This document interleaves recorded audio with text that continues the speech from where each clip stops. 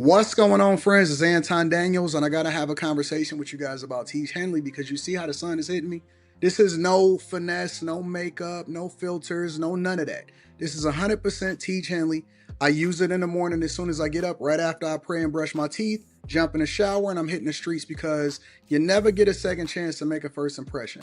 So even though they're giving you 40% off your first order, 20% off for life, even though you may get a free gift, forget all that, right? Because we would do this even if it was full price because it's worth that much. I'm in the streets, I'm kicking it with people, and I see Dusties everywhere. You don't want to be them. You want to separate yourself. And the way that you separate yourself is self-care. Ladies get it for the fellas. Fellas don't wait for the ladies to get it for you. I'm about to hit the streets right now, and I'm feeling confident. I'm feeling great. I mean, I already got confidence, but to have that extra boost of confidence, knowing that you've taken care of yourself and you set yourself apart from all of the rest of the sheep that's walking around making bad decisions on a daily basis. And it's reflected in their actions. It's reflected in the products that they use. It's reflected in the people that they follow. And so if you're trying to level up, if you're trying to make sure that you look good, they're going to send you the pack. They're going to give you all of the instructions on how you're supposed to use it. Then make sure you get your Teach Henley. Again, 40% off your first order, 20% off for life. Get your free gift. Make sure you tap in with your boy Anton Daniels because Unc is never going to lead you wrong. I would never have you use a product that I don't use myself. Again, they've been rocking with me for a long time. Make sure you get your Teach Henley. I love you. I appreciate you. I'm going to holler at you guys later.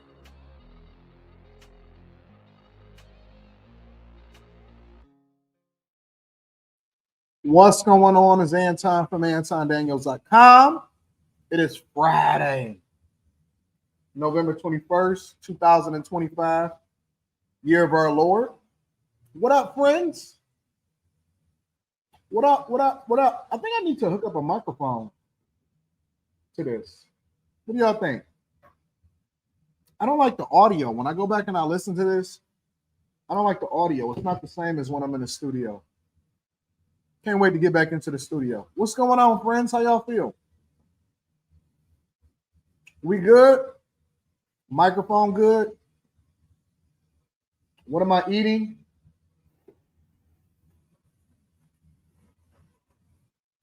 From the Hudson Cafe. I haven't had a chance to eat it yet. It's just a BLT.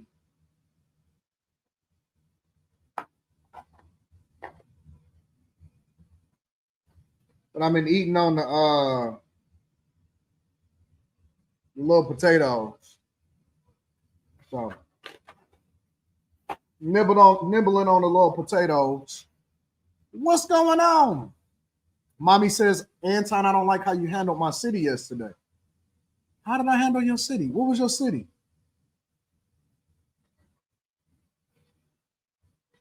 This is the downtown studio, but I'm just streaming. Streaming straight from the MacBook. You know what I'm saying? Just slow motion, chilling. I got my Mac Studio. Everything is looking good in here.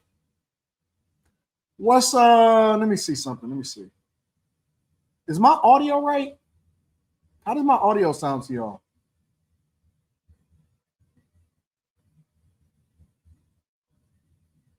Before we get started with the show. Somebody says when the show started at 11, there was 8 there. I'm not on West Coast time, but I do recall people from the West Coast saying that they had to catch the recap. Yeah. That's why I was trying to be more considerate of people. Audio is cool. All right, cool. We rocking. Want me to get you a new computer? Yes, Carrie. Yeah, Carrie is my new best friend, y'all. Some people don't know that. Carrie is my new best friend. This is the person that picks my brain all day long. I get to see what Carrie looked like behind the scenes. I get to see getting it together, Carrie. Y'all get to see finished Carrie. You know what I'm saying? It's my new best friend. That's my new partner in crime right now. You at the dentist, but I want to say hi. What up, dirty one man? What up? What up? What up?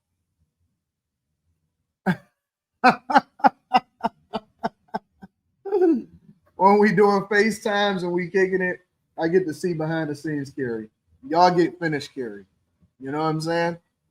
But behind the scenes Carrie is still dope too. I'm gonna just give y'all the. I'm gonna tell y'all behind the scenes. Carrie is cool. She good. She good. She not. You know how guys always say that a woman needs to. You need to take a woman swimming. You ain't gotta do that with Carrie. She good. She straight. What's up, y'all? How y'all feeling today?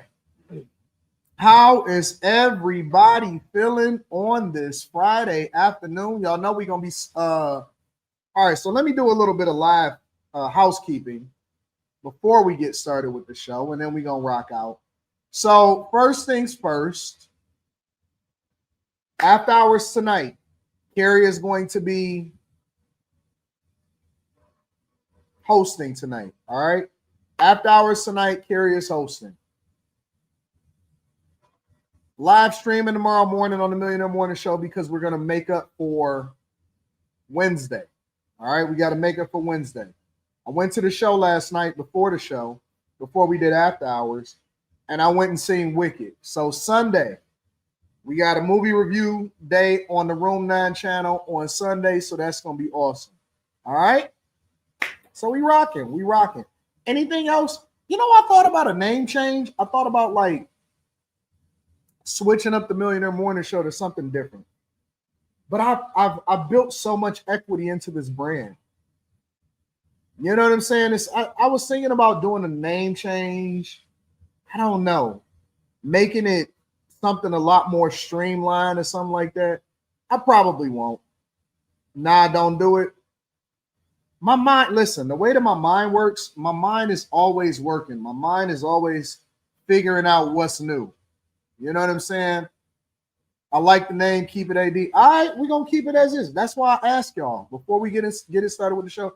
That's why I ask you guys, because I want to get your feedback.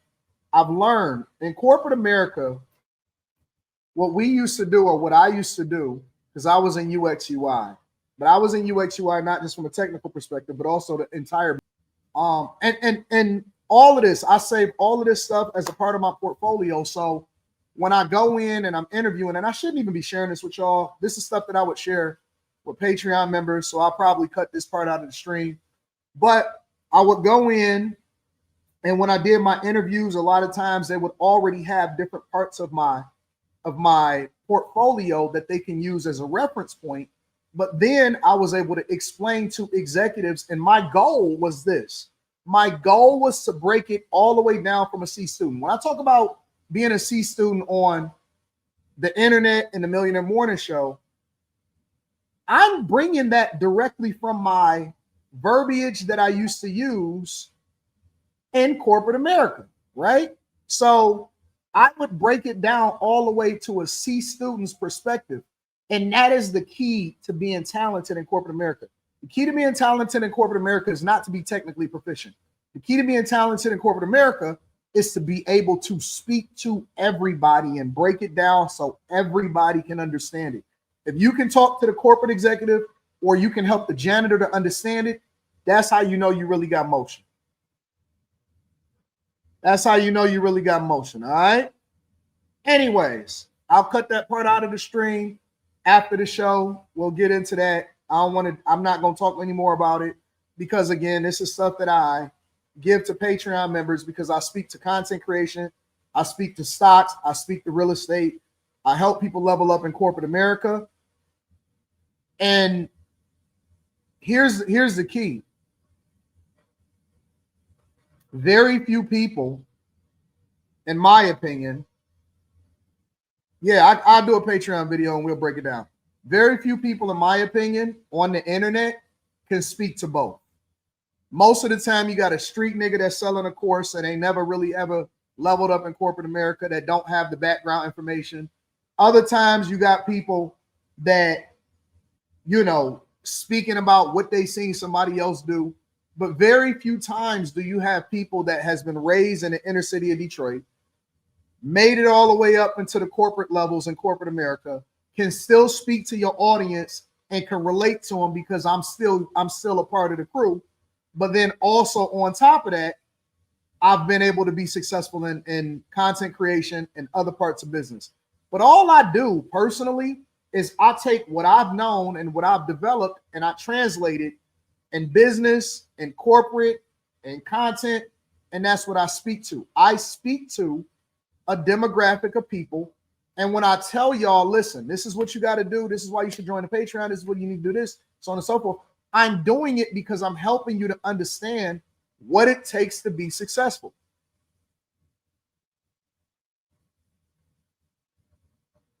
That's why it's so hard for me sometimes, and we about to get into the show, y'all.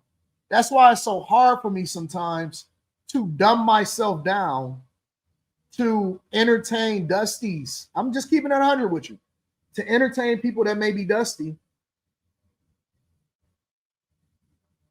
Because it's like, bro, I'm not used to speaking to the bottom of the barrel people that's still in their mama's basement talking about what I ain't or what I haven't accomplished. It's hard, honestly. I had to adjust as a content creator when I would see people say like, you ain't never did this or you ain't even in corporate. It's like, I'm dumbing myself down to address people that don't even appreciate what you've accomplished. Tomorrow, I can go and get a job in corporate America and I can go and make $700,000 tomorrow. You know what I'm saying? Like, I could literally go and get a job tomorrow. I have the business connections, I got the business acumen, all of that.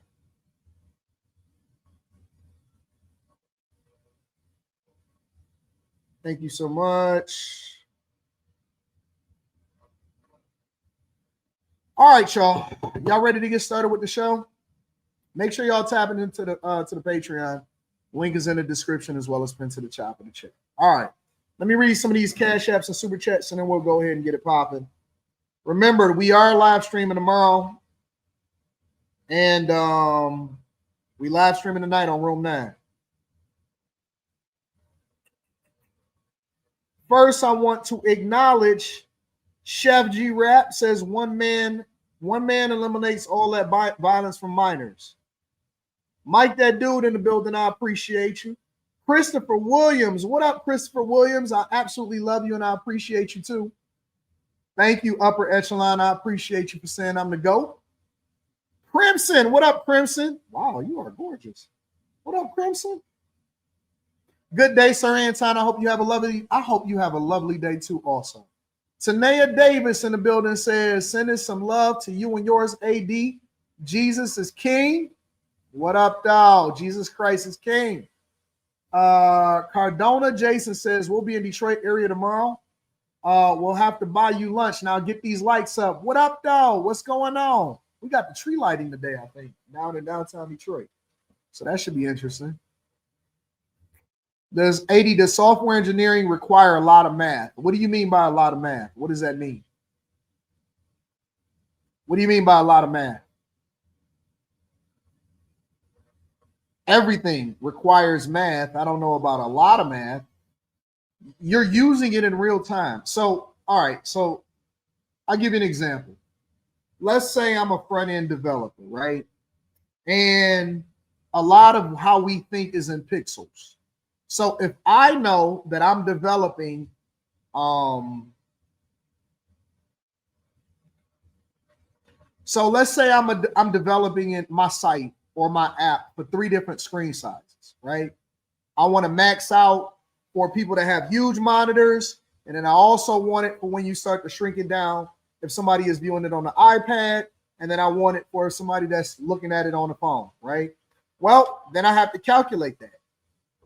I want to know how many pixels do I want padding from the left to the right.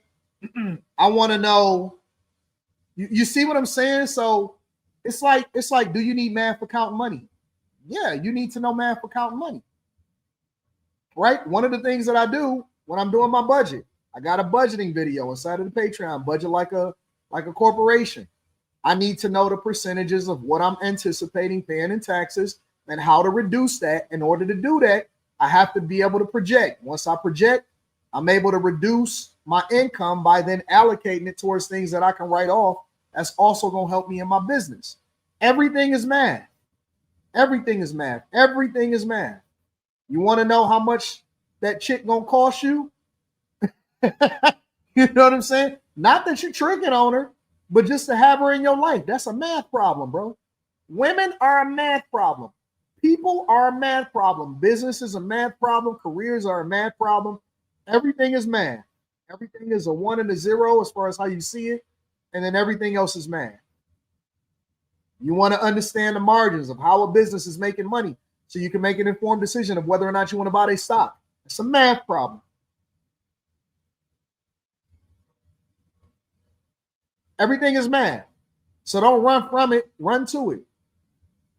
Don't run from it, run to it. Shout out to Kevin Studders. An illegal migrant got elected in Kansas. How? How? TS Car Wash and Detail Services, AD Salute, Wink the Cosmic Grandma. What? As a lifetime liberal in LA, you have slowly showed me the errors in my thinking over the last year, so thank you. Shout out to my people over there in Los Angeles. Thank you to the liberal grandma in the building. All right, y'all. Y'all ready to get started with the show? Different subjects that I want to navigate through. Let me see. First thing that I want to talk about money, lifestyle, everything like that right now, okay? First of all, I don't know if y'all seen this video that was going viral on all social media platforms. But it's a video that's been going viral on all social media platforms of somebody standing on a roof or looking out of a window or looking out of a patio. And they're looking down and they're recording somebody that is working outside of a restaurant that's throwing meat on the ground to break it up. Have y'all seen that video? We'll get there. Some troubling video raising some big questions about the South Bay restaurant. It shows an employee throwing what appears to be frozen ribs on the ground in a parking lot to prep them, I guess, for use in the restaurant. Today, that video sparked a visit from health inspectors. NBC Bay Area's Damian Trujillo has the very latest. The video captures a person who the restaurant describes as an employee throwing frozen ribs onto the ground. Someone took the video from the rooftop and posted it on social media. I felt that it was very disturbing. Yes. And they call it love. You call it faux love? I said no. Today, county health inspectors arrived at Pho Love to ask questions and ultimately shut down the restaurant, citing both sanitation issues and insect or rodent concerns. The public health department asked us not to show the inspectors' faces for safety reasons. They spent more than 3 hours inside before red tagging the restaurant. Oh gosh, totally. And they closed them down for a bit. Yeah, and it seemed like a nice place. Pretty bad, pretty sad. The restaurant's owner agreed to talk to us, but not on camera, also fearing retaliation. He told me the employee involved needs to be held accountable for what he says is an isolated incident. He also says he takes full responsibility for what happened. A search of public records shows Pho Love passed its last 3 public health inspections with scores of 91, 93, and 95. The latest was just this past September. Pho Love also has mostly good reviews on Yelp with 3.5 stars. But tonight, there are already comments on the platform alerting customers about the video that's getting a lot of traction online. The owner tells me once it passes re-inspection, rebuilding his restaurant's reputation is job number 1. He says he knows it's going to be a tough task, but the military veteran vows to earn back his customers' trust.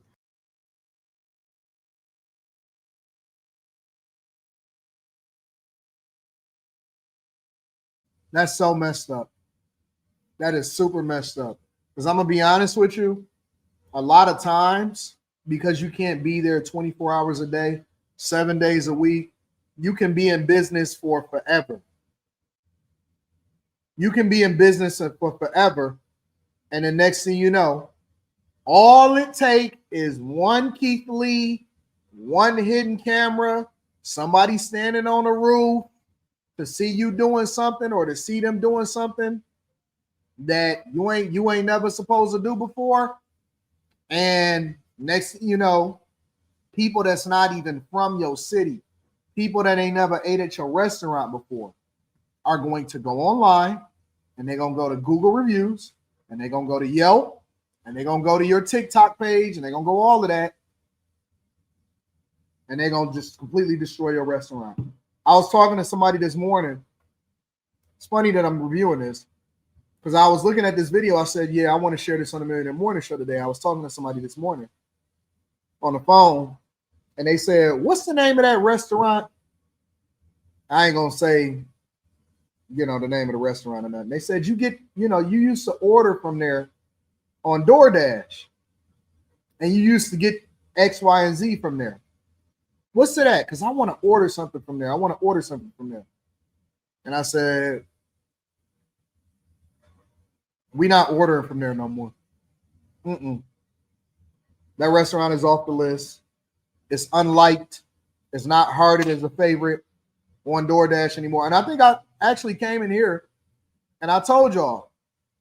And they said, why? Why? I want to order this. I want to order that. I said, I went in there. I wanted to see. Because if I order from a place more than one or two times, I got to go in and I got to see it for myself. So I go in there and I'm like, you know what? I'm going to leave out 20 minutes early. I'm going to order and I'm going to go and pick it up. And I'm going to leave them a tip in person instead of having to go up, you know, do it on DoorDash or do a delivery driver. Man, I went in there. I just started standing still. I straightened up. And the reason that I start standing still and straightened up, I get nervous when I see roaches, bro. I get nervous. Honestly, I went to my homeboy's house when I was a little kid. He lived one block down from me. And he was like, hey, bro, let's play, you know, we doing this tournament tonight. And I was in high school. I had to be in high school at that point, probably 9th grade or something. So I walked down the street to my homeboy's house and I went to the basement and everybody was sitting on the couch. And so I walked downstairs into the basement straight from the side door.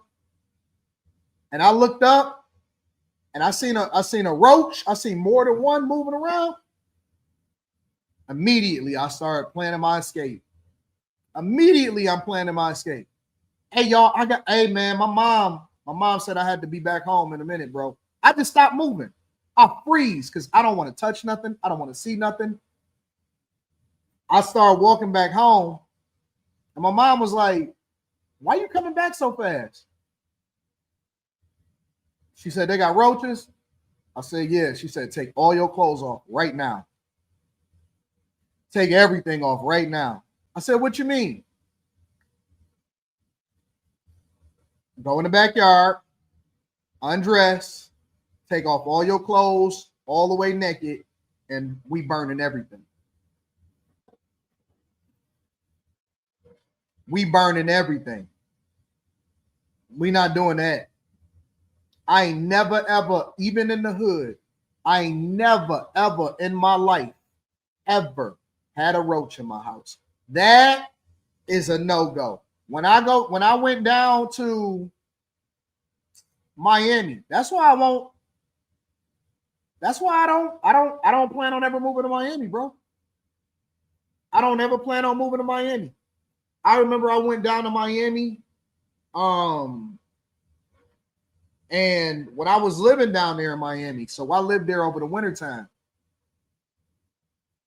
And so I had booked it because I didn't expect to be there for the whole 4 or 5 months. I booked it for like 2 months in the spot in Midtown.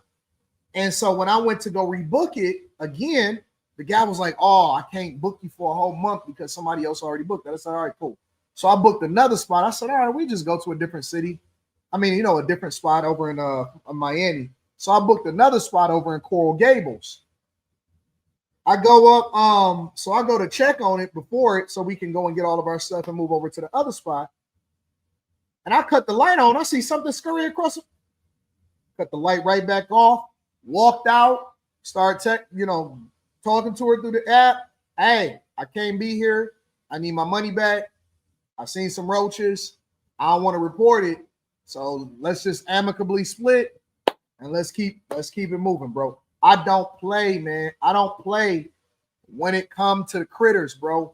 And then I start telling people like, yeah, man. I was talking to my homeboy that was in Miami with me. I said, hey, man, the fuck is up with these roaches? What? Oh, man, that's just water bugs. Nigga, what? I said, you know what? I'm going to book a nice place. I'm going home, bro, after this. When the rest of the country open back up, I'm going home, man. See, here in Michigan, and this is the blessing. This is the other side, because I know y'all want to live in these tropical climates, and y'all just see roaches. Y'all call them water bugs. They fly. They get fat as fuck because you never have a winter. Y'all think that it's okay for y'all to just be having bugs running around and that's just normal. No. I'm from the north. I ain't even from the north. I'm going to say the Midwest. I'm from the Midwest, north from Florida. Man, I'm not doing it. I'm not playing that game. Nope. So when I went in that restaurant, I'm going to bring the story full circle. When I went in that restaurant, I seen some. And then you be trying to play it off like you ain't seen one. Because let me tell you how stupid people are, how stupid I am. This is how we are. We don't want to get embarrassed for the restaurant owner. We don't want to get embarrassed for the people. Nigga, and when I left out, because I said, all right. I said, you know what? I'm going to pay for my stuff right now. And I just want to be a good Samaritan. I said, I want to be a good Samaritan. Give it to somebody else, on the street or whatever. Give it to somebody else on the street. I walk out and I'm like, ooh, Jesus. My dumb ass, I'm up there trying to not be nervous like they don't see roaches. They work in there. How don't they see it? How don't they see it? I said, I'm done. I'm done. I'm not doing it. I can't. I just crossed the restaurant off my list. When I find out, I can't unsee what I saw. So this restaurant owner, they messed up. It's messed up for them because they're never going to be able to recover from this. They're going to have to they're going to have to change their name from Faux Love. He probably worked his whole life. They probably didn't have this restaurant open for all this time. Now you see a dude over there throwing meat on the ground. A young nigga throwing meat on the ground. Latest. With the meat wide open, with the back door open, doing dumb stuff. Throwing meat on the ground. So now, and this is why I can't mess with when you do brick and mortar, man, this is one of the few industries, especially when it comes to food, because people don't play with their food. A reputation could just travel far. It's one of the few industries where it only take one bad experience or one person saying something. I done seen people that ain't never been to a specific restaurant say, don't they got this? Ain't this what? Nope. And then you ruin you could put $1 million in the building out this restaurant and it's gone forever because of somebody's bad decisions. It ain't got nothing to do with who trained them, Tails. Tails, listen. You can't even control regular, everyday people. What are we talking about? It's hard to convince a regular person to do what they supposed to. Man, you can't even tell your kids. You tell your kids to be on their best behavior when they go to school. Next thing you know, you get a phone call. Yep, your kid was in there acting out, cursing, getting out of control. You get them back home. You like, who kid are you? Who trained you to do this? You know what I'm saying? Who trained you to be out here throwing the meat on the ground? You're not my kid. You can't even get your kid half the time to do what they supposed to do. They get in front of their friends and next thing you know, they want to show out. So what makes you think these employees, you said, hey man, defrost the meat, pull it out the night before, let it thaw out, and then we go. This nigga probably didn't fell asleep. He got there early, and now he in the back throwing the meat on the ground. You never know what people are doing. You never know what people are doing, bro. Never know. Will I ever go there? I never plan on going there anyway. I don't even know what city it's in. But my point is that you never know what's going on. Make sure you hit a like for the algorithm. Subscribe to the channel and turn on notifications. Sarge Life and Motorcycle says, good morning, AD. Great interview with Brian McKnight. Made me think, wow, keep grinding. And you know what's so funny? You know what's so funny about that Brian McKnight interview, Sarge? There are sites that are taking small snippets, making them a 1-minute snippet, putting a narrative on the top, and then you'll see women in the comments saying, who keep giving him a platform? Because they got one little snippet, but they didn't get the entire interview. That's why I didn't do clips and I just dropped the whole interview. That's why I didn't do clips. I just dropped the whole interview. Some people will take a clip and he'll say, yeah, man, because we didn't make our kids out of love. See, he's still a bad father. And I'm like, y'all just some idiots. You can't convince people that got a short attention span to look at things differently. You just got to roll with the flow, bro. For real, you just got to roll with the flow. TS Car Wash Detail Service says, is you going to any of these? Are you going to any of these great R&B tours? Example, New Edition, Boys to Men, Tony, 112 Total Case, Keith Sweat, Joe, Drew Hill, Shaka Khan, Patti LaBelle, Gladys Knight, Stephanie Mills. All right, I'm gonna go through one. I'm gonna tell you which ones I'm going. I'm gonna just go through, and we just go straight one by one. No, no, no, no, no, no, no, no, no, no, no, no, and no. I'm not. I'm sorry. I don't want to see you unless you actually can really. I'll go to see Sade if she ever toured. You know what I'm saying? I'll go and see Maxwell. I'll go and see, something like that. Man, I don't want to see these old niggas. I seen Bobby Brown. Some of these people don't even, you knew you was about to tour. I love R&B music. I want to remember them how I remember them.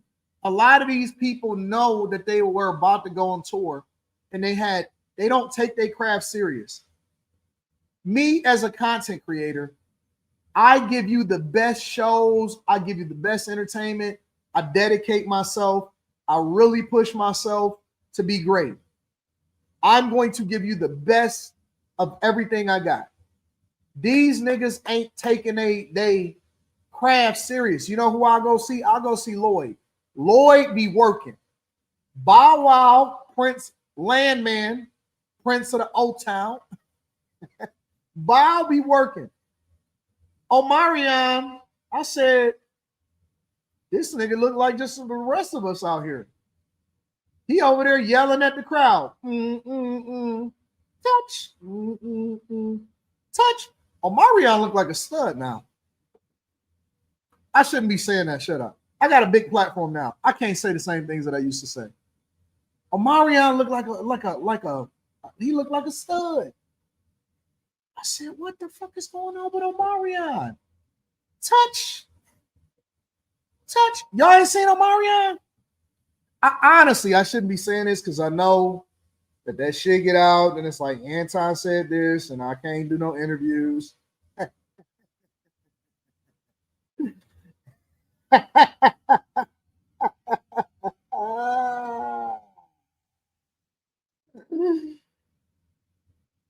Honestly, I don't even want to put Omarion with his shirt off.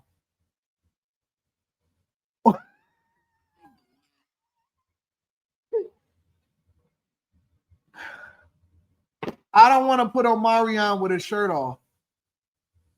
Because I don't want to get my junk flag because they're gonna think that that's a little girl. You know, YouTube got a zero tolerance for porn.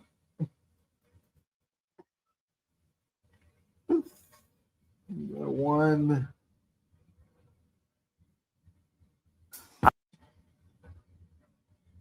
What is he doing?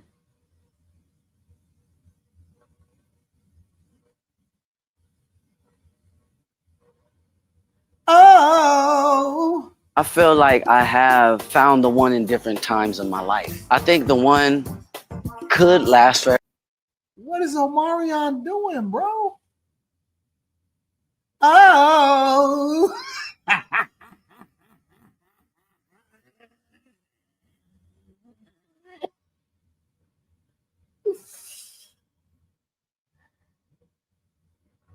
Gotta wait, nigga. Gotta take a year off. Get that shit together, bro. Gotta take a year off. Get that shit together. You can't be putting your nipples on the camera, nigga, looking like a stud, bro. Hell no. Hell no. Gotta get a breast augmentation, my nigga. What is he doing? Honestly, like, who on his team? This is how I know. This is how I know these R&B niggas, these celebrities, they don't have good judgment, bro. Or the one could just exist at a period of time. Have I found the one before? Yes, but I've also found the other one. You know, you found the one when you feel supported, when you feel loved, when you feel frustrated. I think the one challenges you in a unique way to grow and to expand. You know, you found the one when creation feels natural, when expansiveness is not a conversation, it's a flow. I need you to know that you're the one.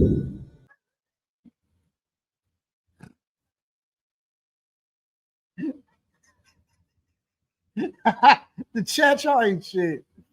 Y'all ain't nothing, bro. Y'all ain't nothing. The chat is the worst thing that I've ever seen in my entire life.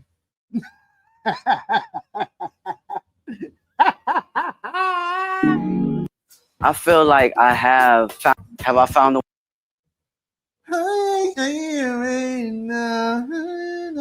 one. Look at this nigga. What the fuck is he doing? Oh. And then I'll put a revealing shirt on too. What is he doing? What is he doing? Why y'all say I look supple? And then one of his nipples got caught in the fishnet too. flow.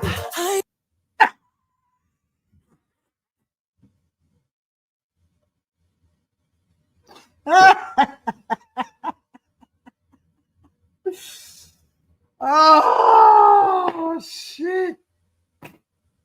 Oh my God. What is wrong with my life, Lord? Lord, bless my life. Bless my life. I can't, man. I can't go and see these R&B dudes no more, man, because they unreasonable. They unreasonable, man. They're not even trying to do the right thing no more, bro. What is he doing?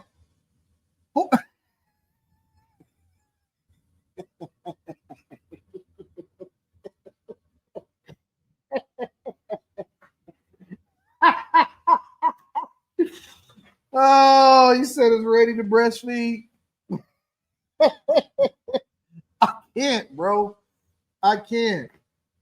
See, and this is why I got to change the name of the show, bro, because we don't just talk about money, bro. We talk about everything. I'm going to keep it as the Millionaire Morning Show, but I just want to point out the subtleties and what Omarion has going on right now, bro. And this is why y'all asked the question and I'm giving you an answer. No.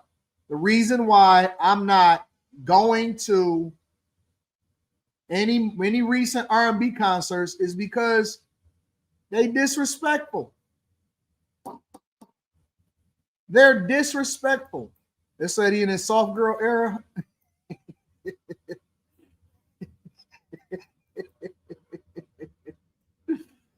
Oh, listen. I thought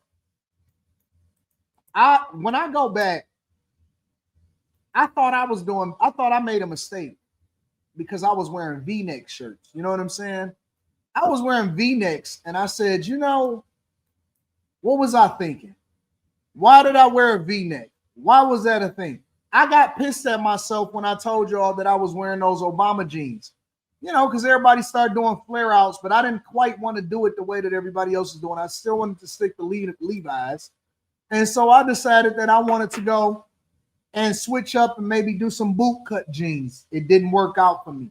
Luckily, there were no pictures and there were no videos, but I did do boot cut jeans. And that was a very, very, very big mistake. And I admitted it and I take responsibility for it. However, nigga, if you see me walking around with fishnets, understand somebody got to me, bro.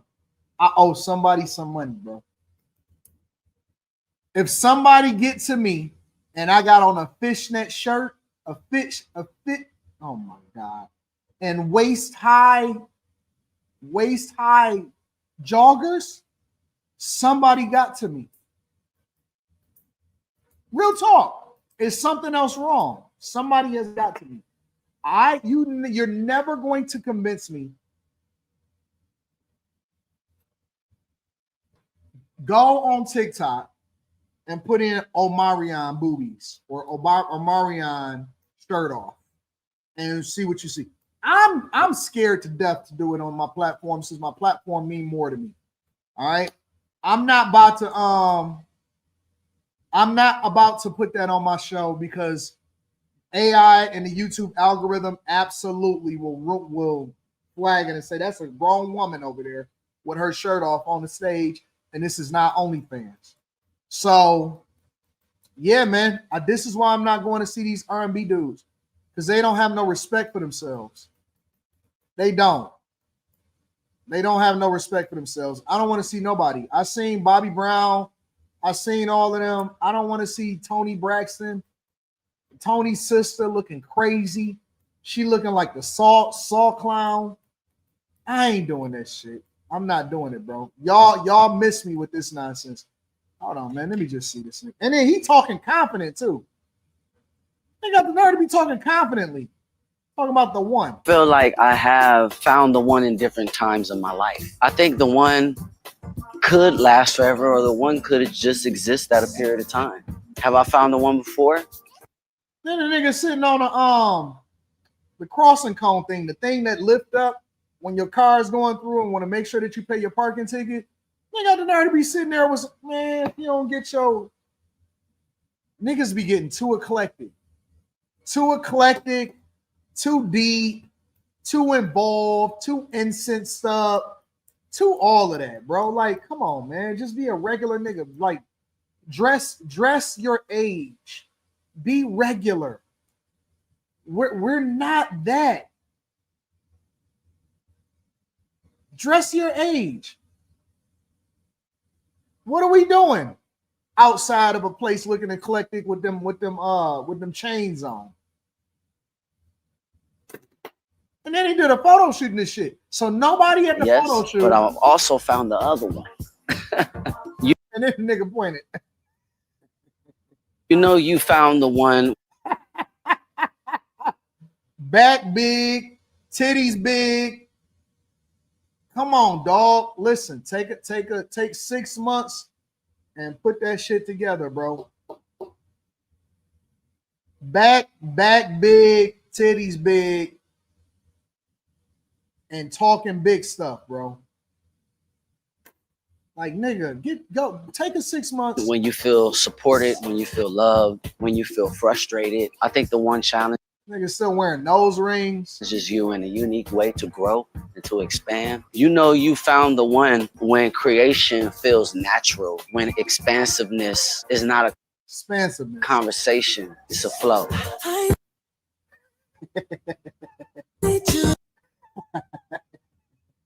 Everybody on set hate this nigga. Everybody on set hate Omarion. Got the spray on the head. Nigga put the spray on his head too. Got the extra black spray. Nigga said, I'm going on tour just like this. I am not the one to Come inside you, oh my girl. What's wrong with these niggas? No belt, loops open. Do better, my nigga. I used to like you. I used to like your songs and everything. When you was at the touch moment, that was at the peak. You worked with Timbaland. Icebox where my heart not to be. Oh.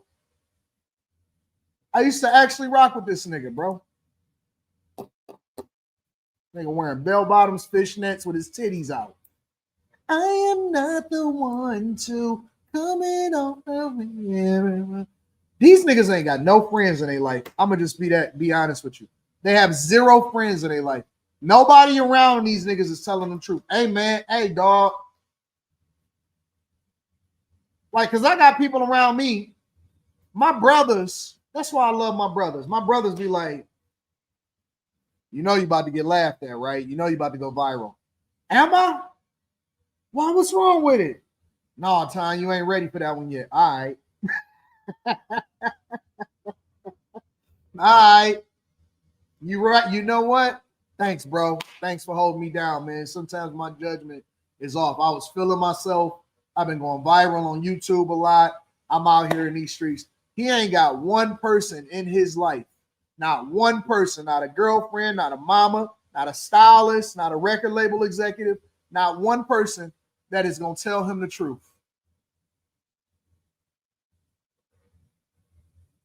Let me get right to the super chats. TS Car Wash and Detail Services. That's just a little seasoning for the meat. And how come ain't nobody else talking about this? TS Car Wash and Detail Services, ADC Roaches, and then he stand tall like he in the army. Man, listen, bro. Listen. Trail, some says better than India, where they bathe in the soup before they give it to you. That's one place you ain't never got to worry about me going to. I will never eat Indian street food. Says, Anime Reviews 502 says, Anton, I'm too broke right now to afford being a bag chaser on a Patreon, but I'm trying to be a content creator. Are there any book recommendations you have for somebody starting off as an entrepreneur? No, go to YouTube University, big dog. YouTube University will teach you everything that you need to know about being successful when it comes to content creation and business. Why would you ask for, but think about it though. Think about it. You're looking for book recommendations so you can buy a book. The Patreon is $15. You spend 10 sending in super chat to ask the question. How are y'all too broke and you just spent $10 as a super chat to ask the question?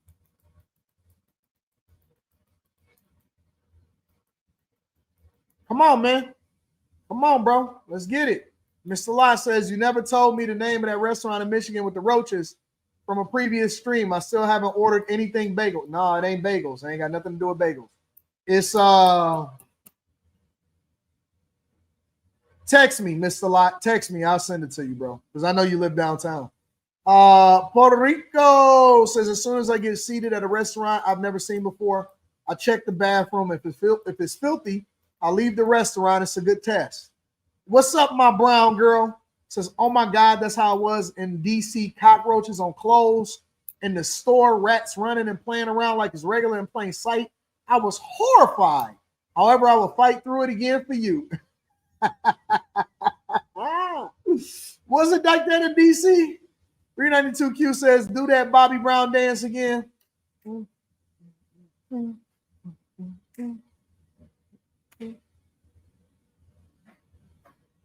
Y'all ain't never seen Bobby Brown dance? Everybody keep talking about they aging. Pray you get old like that.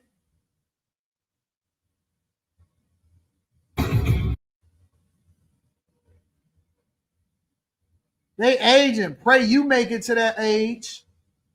What?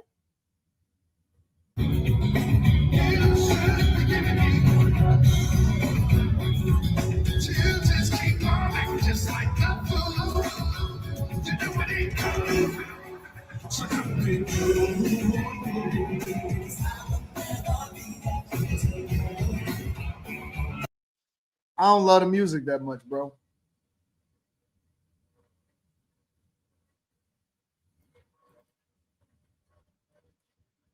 I don't love the music that much. I'm not that nostalgic, bro. But you had to stop living, trying to make a killing. Told a bunch of dollars I make that you were willing to be with me, Bobby B. These niggas not even trying, bro. They giving y'all lackluster shows. I'm not doing it, bro. Nope. Y'all can let y'all aunties go. I'm straight. I'm chilling. When I do my Sade cover show, you can come see me. Facts. Of course I am. You'll go see Chris Brown then? Yeah, I'll go see Chris Brown. I think Chris Brown is dope. Crimson says, I thoroughly enjoyed the Brian McKnight interview. Also, you conduct very good interviews. Hate seeing good men put under fire by bitter women. That's why I love y'all. That's why I love y'all. Or Marianne in his soft girl era now. Smitty. Zooming in is nasty work. Poor daycares. Hashtag gay unit says 1J Ben. Yeah, that's a whole A cup. Might be a B cup. Chase the Alpha says that Ovarian video made me drop and hit 25 push-ups. Yeah, we own it. We own it, bro. We got to get it. Mrs. KP, where you been at? I ain't seen you in so long. Bitter women hate Brian. Good women sad with him. We know and see how bitter women act with trying men. I'm glad he said F this and started a whole new family. That's a fact. F that kid. Daddy and the Caddy says Omarion is the final boss of lesbians. New De La Soul album, Cabin in the Sky, is nice. I'm going to have to check it out, Ketchup Samurai. K. Cooper says, I'm loving the movie show. Where does Slimmy update the shows to watch? Love you, Anton. Keep grinding. We don't have to put that up. I'm going to put it up as a post on, we're going to do a weekly post on Room 9. And that way y'all be up to date. Poster Mogul says Omarion got a Jamaican beater on. Spacer says Omarion trying to be somebody's studsman. I never heard of that before. Lee Duran says, AD, where do you get that chili? Where did you get that chili interview? Where did I get that chili interview? What do you mean? What chili interview? What chili interview? You gotta educate me. Purple Haze says, I'm not going because they try to make you sing like that was part of the ticket price. No, you sing. Facts. You sing. You sing. Like in the 80s when we wore booty chokers. Gerald Sparrow says it said David is a suspect now. We can talk about that. What up? What up, Aaliyah says, hey, Anton, be nice. So I like Omarion. I don't like his tank top. You know what I'm saying, Aaliyah? I don't like his tank top. Carrington Love Jr. says, could you please stand up and give us an official Maybach dance performance outro to the y'all be trying to get me to do some dumb stuff. How do you even know I got pants on? I got pants on. I got pants on. I ain't see, I got pants on. Y'all, I just wanted to know what y'all was on. Stormy Red says, think your dancing was better. Love the show. Shout out to Stormy Red 45. 45, 47. 45, 47.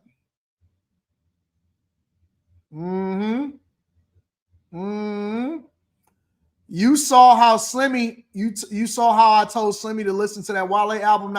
Wale album slap, bro. Wale, listen, bro. I don't know if y'all. I'm gonna give y'all a Wale interlude in a little bit. 1J Ben says, "What's your cosplay? Studman, Rock Mount Rushmore, Manny Fresh or Mommy." Manny Fresh look like an auntie, but Manny Fresh always looked like that. Christopher Mayberry says, "That's a miss, Ninja." Y'all a mess. Y'all a mess. No, I got on pants today. I got on my joggers. Wale album slap. Wale album slap. All right, y'all. Y'all ready to continue on with the show? How about we head over to, hold on, let me write this down. Marion.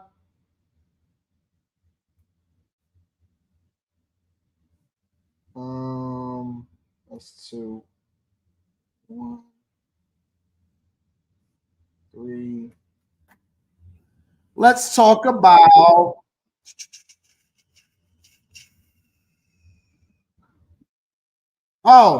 so Mamdani is going to meet with Trump. Want to get that out of the way real quick? Let's talk about it.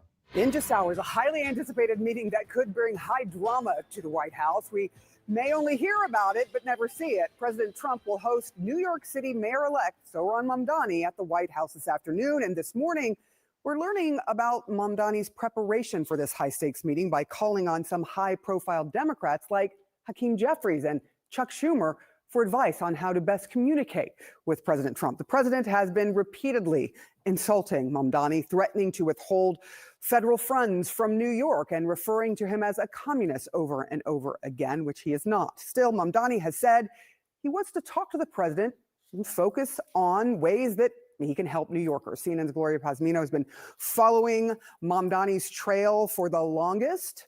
What are you learning this morning about this meeting? Look, this is high stakes. This is a really big moment for the mayor-elect, but frankly, also for the president. We have seen in the last few days that President Donald Trump has been speaking about affordability. He has talked about how Democrats use this word and reference to groceries in order to win the last bunch of elections that we saw just a couple of weeks ago. But of course, as we know, affordability and groceries and the cost of living is something that is on the minds of so many Americans and was certainly on the minds of many of the New Yorkers who voted for Zohran Mamdani just a few days ago and elected him to be the next mayor. So we're going to see a very interesting back and forth. Hopefully, for now, we're told that this meeting is behind closed doors. But Sarah, you know things at the White House can be a bit unpredictable. And the question here is whether or not Donald Trump might open up those doors and allow the cameras to come in.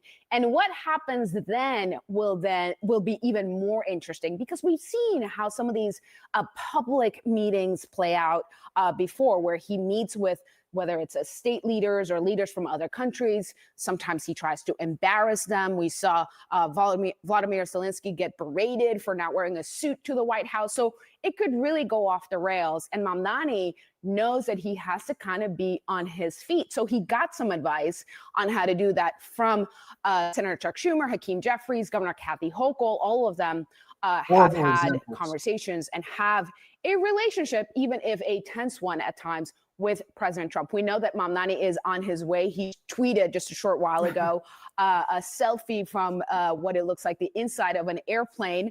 There you see him. He says it was just the airplane emoji. So he is on his way to D.C.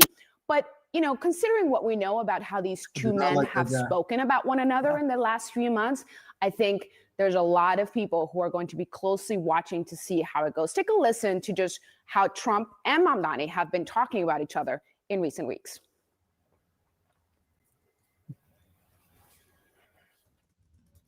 It's going to be hard for me as the president to give a lot of money to New York because if you have a communist running New York, all you're doing is wasting the money you're sending there. I have many disagreements with the president. And I believe that we should be relentless and pursue all avenues and all meetings that could make our city affordable for every single New Yorker. I intend to make it clear to President Trump that I will work with him on any agenda that benefits New Yorkers. If an agenda hurts New Yorkers, I will also be the first to say so. Now, Sarah, as diametrically opposed as these two men are, I also think that they actually have something in common, and that is they both have figured out a very effective way to communicate with their supporters. These two are from New York. They're both from Queens. I think President Trump sees something in Mamdani that perhaps I would venture to say he admires, you know, the way that he has used social media to really reach out to his supporters. And, you know, his focus on affordability and really what is a populist message that he himself used to get so many of his supporters. Right. Let me tell you what my assessment of this whole thing is. My assessment is such, all right? I think that Trump is caught between a tale of two things. The first thing that I think that Trump is caught between is his love for New York. Trump actually loves New York. He's from New York. He's built buildings in New York. He actually got his bones, a lot of what he's done in New York. Let me see something.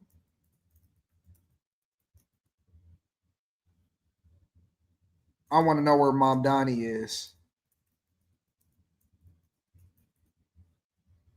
Mamdani is from Uganda. All right. He's not from New York. But he ran and allegedly he was raised in New York. Trump is from New York. Mamdani is from Uganda. All right. But Trump, the thing about Trump is that Trump, unfortunately and fortunately, is a president of all people, regardless of whether they voted for him or not, right? So Trump, in a lot of ways, is kind of stuck in this, like between two rocks. The first thing is he can't really support a communist / admitted socialist. But at the same time, it's like, how far do you let the city fail? Because every city in every state in the United States of America gets resources from the federal government.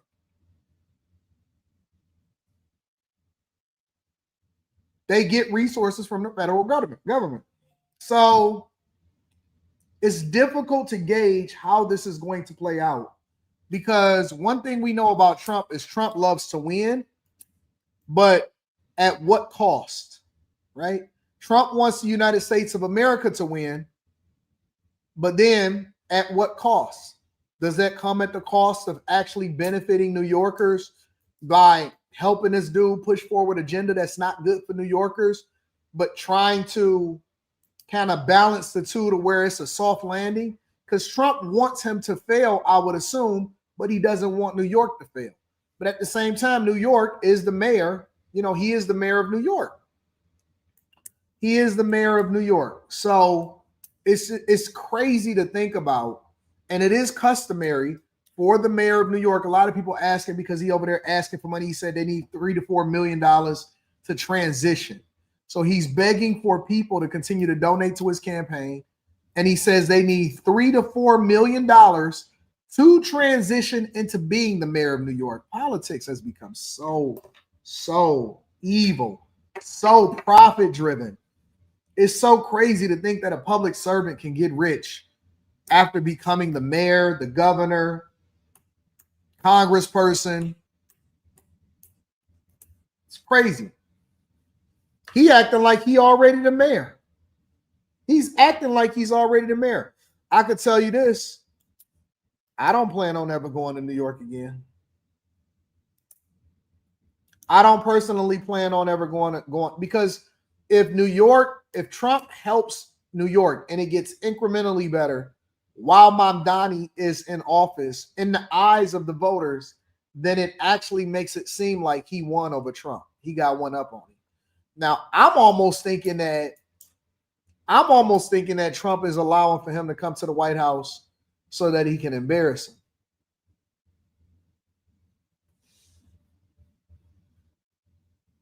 The affordability issue is the economy. It's just another word for it, and that's how Donald Trump got into office himself. This is going to be an interesting meeting, and what we are all waiting for to see if it is actually going to be made public. We will see. Gloria Pazmino, thank you so much for your great reporting. John. All right, with us now, Republican strategist Neil Chatterjee and Executive Committee Chair of the New York State Democratic Committee, Christine Quinn, a New York City person through and through. And Christine, let me ask this to you. I know it's the wrong neighborhood. They're both from Queens. But if this were like a West Side Story thing, what happens when the Sharks and the Jets both show up to the Oval Office? What's going to happen today? Well, I think the ending's going to be very different than it was in the play or the movie. You know, look, the mayor-elect is doing what is customary, going to see the president, the mayor-elect of the biggest city in the country, and he's going to take his affordability agenda to the president, and hopefully they will be able to find some common ground, because the mayor-elect has said over and over, he'll work with anybody who is committed to making the lives of New Yorkers better and more affordable. Do you feel, Neil, that is where the incentive structure is here from a political standpoint? Do both of these men have an incentive to behave and make this a constructive discussion, or are they perhaps incentivized to make it a show? Yeah, look, this is all going to be theater, and maybe not the Sharks and the Jets. My daughter is starring in The Outsiders later today. It's the Socs versus the Greasers. This is going to be pure theater. It is good politics for both of them. For the president, he wants to elevate Mamdani. He wants him to be the face of the National Democrat Party. He wants Republicans to run against Mamdani in the midterms. And this is a way of platforming him, giving him a big stage, putting him on the stage, making him that figure. For the mayor-elect, this is an opportunity to demonstrate fight. That's what the Democrat base wants right now. They want someone who's willing to go toe-to-toe and fight with President Trump. I do think this will be largely theatric. I do think, as was previously mentioned, these guys kind of, have similar approaches, though different ideologies. And I think this is great for both of them, to be totally honest, politically. I don't really understand why y'all saying it's great for Trump, because Trump can no longer run for office after, he ends this 4-year term. So I don't really know why they keep saying that it's going to be great for Trump politically. I think that it is great for Mamdani to get visibility by associating himself and meeting with Trump. I don't like his fake smile. I do think that Trump is probably going to be playing chess. I think the goal for Trump is to make him look bad. Somehow, some way to make him look bad. And I don't know if it's to make sure that he looks bad in this particular meeting, or if it's to play nice, to make it seem like, yep, he's amicable, while at the same time waiting for him to fail over in New York City. But I think that Trump has some of the best advisors and some of the greatest people around him. I think that Trump has some of the best advisors and the greatest people around him. So I do see this probably working out for the best for Trump. If there is a live stream and if reporters are allowed to come in there, I can't wait. I will be going live almost immediately. But I don't see how this actually benefits Trump politically. Right. If Neil is right, Christine, this is The Outsiders. Will Mamdani stay gold, Pony Boy? If President Trump does go after him as a constituent here in New York City, do you want him to rise to the occasion? Do you want to see him? Is it more important that he goes toe-to-toe with the president, or is it more important that he charms him and gets what he wants from him?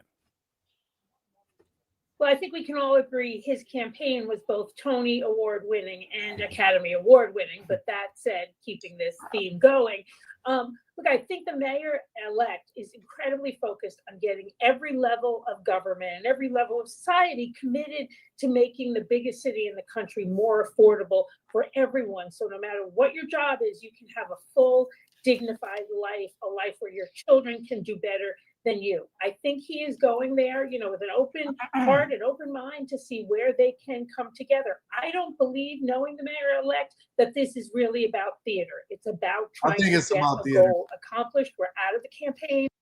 Bro, this is 100% theater. 1,000% theater.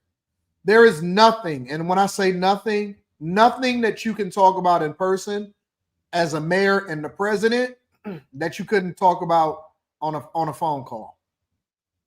There is nothing, let me say this again for the people in the back, nothing that you can't talk about in person that you shouldn't be able to talk about on a phone call. So if you're saying that you need this in-person meeting in order to try to gain leverage for the people of New York to make the city more affordable, I call BS. I call BS. Most in-person meetings politically now is a formality.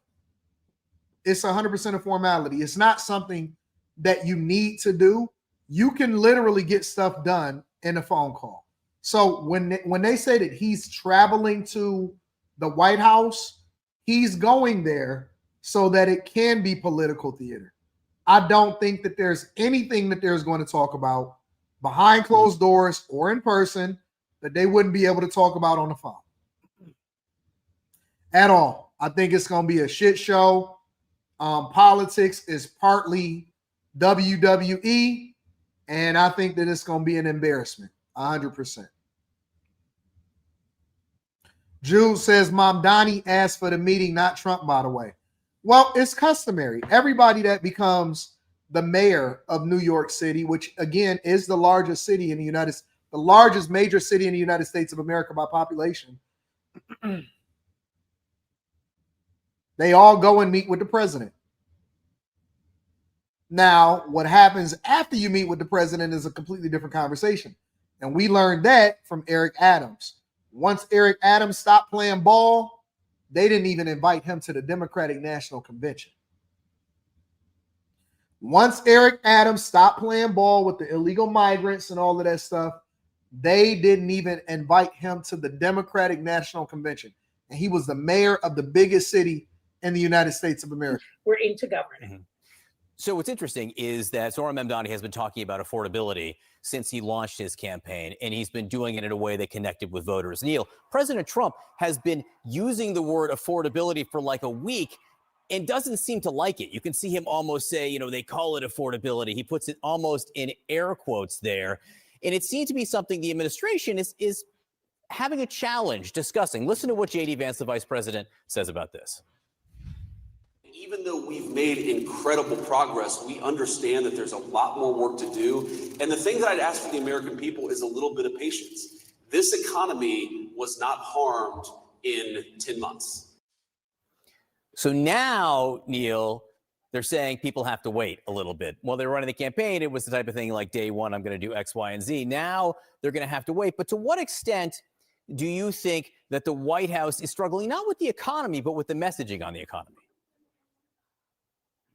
Yeah, look, they're making missteps, to be totally candid. My background's in energy and electricity. Electricity prices were a huge issue in the November elections in Virginia, in New Jersey. Electricity prices are through the roof.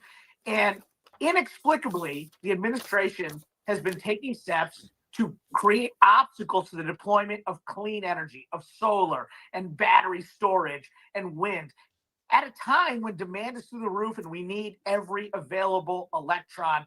I think they have time to get it right, but they need to make some shifts on policy. Don't constrain clean energy at a moment in time when we need it. If you want to bring down electricity prices, let's unleash all of the above energy, which is what the president talked about on the campaign trail. They haven't governed in that way. I'm hoping they will. He's wrong. He's 100% wrong.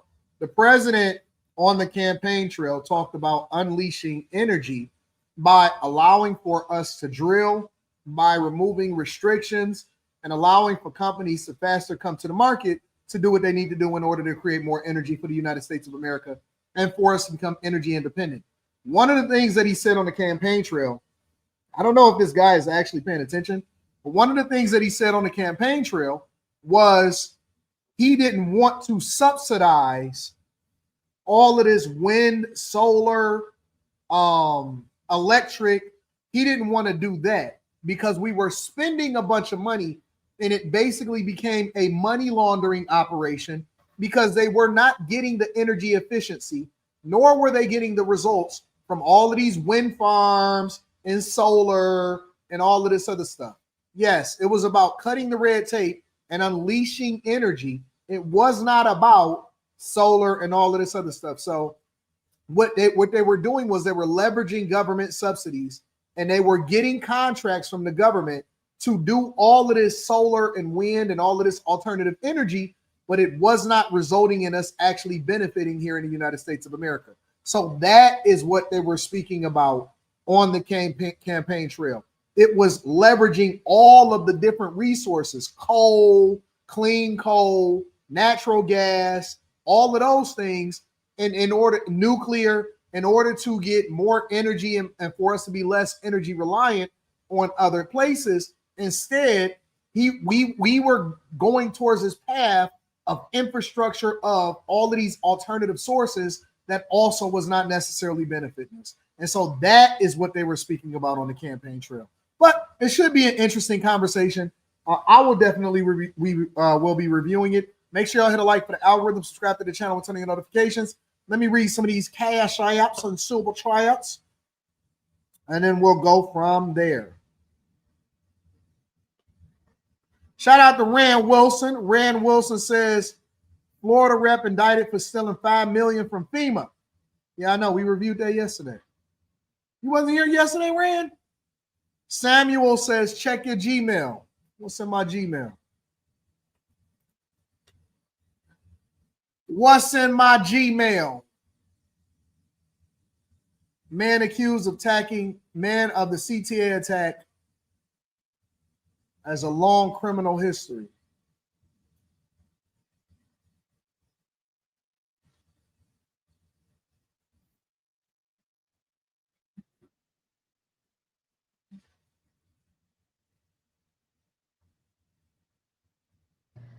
Our other big story tonight, a man is facing federal terrorism charges after he allegedly set a woman on fire while riding a CTA Blue Line train. That happened on Monday night.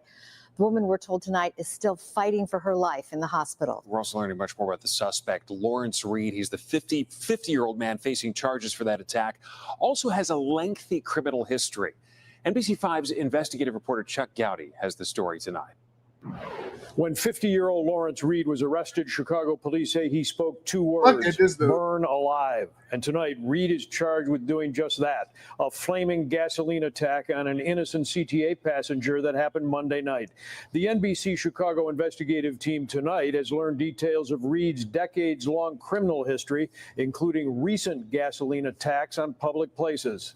Straight from this neighborhood gas station on Monday, authorities say Lawrence Reed walked on board a Blue Line train with a firebomb, flaming and ready to go. According to these transit security pictures, Reed walked straight to a 26-year-old passenger and began tussling with the woman, setting her ablaze. The woman left in critical condition. Reed left the CTA train in the loop. Reed's criminal history made him a quick suspect for Chicago police. This gasoline perimeter that Reed torched 5 years ago outside the state of Illinois Thompson Government Center on his rap sheet. Reed pleading guilty to that, after which he was placed on mental health supervision. But the Chicago man is a career criminal with 3 decades of aberrant behavior, arrests, prosecutions, and some jail time. Tonight, law enforcement sources say he is the prime suspect in a similar gas-fueled fire attack outside Chicago City Hall last week. And then came the fiery CTA violence on Monday, a case that the U.S. attorney has now taken on, charging Reed with domestic terrorism against a mass transit system, which is a federal crime. And if death were to happen to the victim, and obviously we pray and hope it does not, this would be a death-eligible case. Tonight, former Chicago Police Chief of Detectives Gene Roy, a frequent NBC5 law enforcement contributor, questioning why someone with Reed's criminal and mental history would be allowed to become a repeat violent offender. This is a pattern that's been built up over years. And he has been taught by the system that it's okay to keep doing this. There's no consequences. Lawrence Reed had no business being on the streets given his violent criminal history and his pending criminal cases. Reed had plenty of second chances by the criminal justice system, and as a result, you have an innocent victim in the hospital fighting for her life. Reed's chilling message of burn alive that police say he delivered when they arrested him is included in the complaint lodged tonight by federal. So basically what you're telling me is that this guy has a lengthy criminal history where he has been burning people and setting people on fire for his entire adult life, and he's been walking around still doing what he want to do when he want to do it.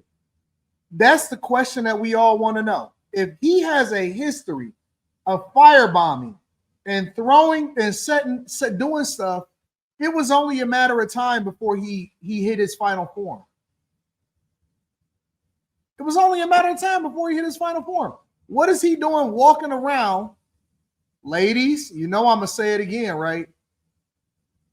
You know I'm going to say it again, right? I'm going to say it again and again and again and again and again. This is why I keep telling you guys to be very, very vigilant when it comes to the things that you see on a regular basis. You can't be in the streets anymore. You can't hang out anymore. You can't just go where you want to go. You can't just do what you want to do. You have to be very, very careful and vigilant. You can't just think that it's just okay to walk around and that nothing is ever going to happen to you ever.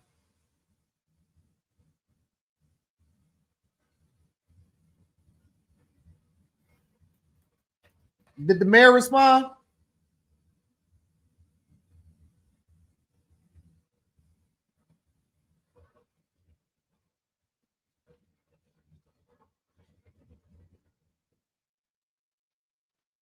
Did the mayor respond? I want to see what the mayor had to say.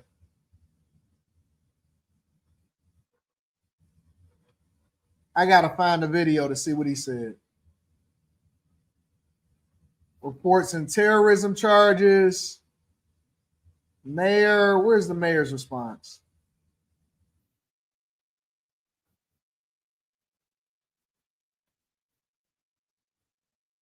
After police say he set a woman on fire on a train. Shanley Painter joins us now with more. And Shanley, we saw this take place in New York and now Chicago. Right, Carly. So police say the 26-year-old victim was riding the Blue Line train in Chicago around 9 p.m. when this man, 50-year-old Lawrence Reed, allegedly approached her from behind, removed the cap from a bottle of liquid, and then poured it all over the victim's head and body. The woman attempted to fight off Reed, and then she ran, but Reed eventually caught up with her. Police say that after igniting the bottle and then he dropped it, he used it to ignite the bottle and then set the victim on fire. Now, according to the complaint, surveillance footage showed the woman's body engulfed in flames. And then when she tried to extinguish it, she was rolling on the ground, and then she gets off the train at the next stop but collapses. Police say she was taken to the hospital and is still in critical condition. Reed allegedly walked away from the scene, but federal investigators caught up with him the next morning wearing the same clothes, and he had burn injuries on his right hand. They say Reed bought the gasoline about 20 minutes before the attack. Reed faces a charge of committing a terrorist act against a mass transportation system. Federal prosecutors saying this, quote, "This horrific attack was not just a barbaric assault on an innocent woman riding a train, but an act of terrorism that strikes at the core of our American way of life." The U.S. Attorney's Office in Chicago, together with our federal, state, and local law enforcement partners, will take immediate and resolute action to bring swift justice to the victim. Prosecutors also confirming that Reed has an extensive criminal history, including a previous aggravated arson charge with connection to a fire in 2020. Every single and if time they get convicted, their Reed hands on faces it. up to life in prison. Todd, over to you. Shanley, thank you. Let's bring in criminal defense attorney and Fox News contributor Donna Ratuno. What did the mayor say?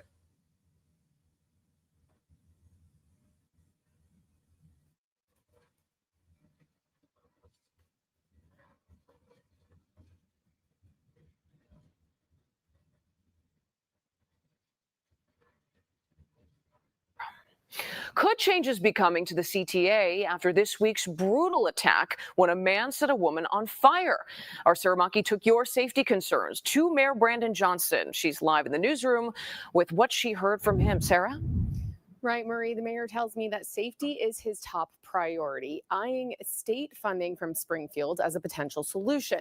That money is supposed to come through in a year. The mayor now asking the state to expedite that process. This is an absolute failure of our criminal justice as well as our mental health institutions. Speaking one day after federal authorities charged Lawrence Reed with a terroristic attack on Mass. What? How is this a failure on the mental health institutions? See, and this is one of the things that's really happening. Chicago has been releasing criminals out onto the streets and then saying that they have a better system than the federal government has been requesting or requiring by saying that they are working hard to get people out of the criminal justice system. Now, all of a sudden, the criminal justice system is a failure. Now, the mental health institutions are a failure. Get the fuck out of here, bro. He has been, for a long time, been one of the biggest proponents for eliminating jails, letting people out of jail, letting people out of prison, all of this stuff. Now some lady riding on a train get burned up, and I'm gonna just be real with you. I think that one of the most horrific, probably even worse than drowning, has to be fire. Fire has to be worse. The worst thing that you can possibly do to somebody. One of the worst. Short of what happened on Law Abiding Citizen in the very, very beginning of the movie, when he found the guy and then he tortured him, and he hit him with the, and his hand and it paralyzed him and it mobilized him. Short of that, fire has got to be one of the worst things that you could ever go through in your entire life. My grandmother went through that. My grandmother went through that. My mother and my whole family had to watch and witness as they skin grafted her. Her entire body was engulfed in flames.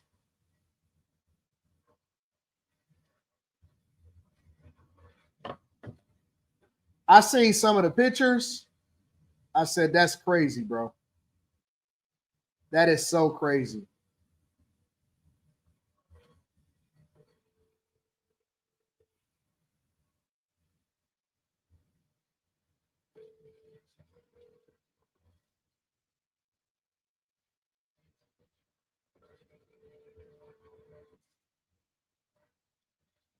Hello, Anton Daniels. Hey, Mom, I'm on the live stream. I got a question. Do you remember how old was I when Grandma got burned up?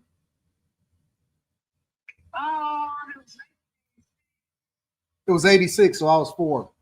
86, you were born in 82, you were 4. Yeah. What was that? What was that like? Were you there? Who was there? Shelly. So you wasn't there. My sister was there, but I was the one that took care of her. Had the EMS at the hospital and brought her into a home and took care of her. Yeah. Was it like it just got on her, or was she engulfed in it? No, she was engulfed. At a buffet, they went to light sternals. She was in front of them, and instead of the sternals hitting, or the fluid hitting the sternals, it hit the sternals and went at her, like sprayed at her, and it just caught her entire body on fire from the waist up. That's crazy. Yeah. Yeah. And that was there she went to the worst thing you could ever imagine. Her whole face was melted. She had braces at the time. Her gums were melted on the inside of her teeth. Her gums were melted on the inside of her teeth? In the inside of the braces. And oh my God, you're suffering like you could never imagine.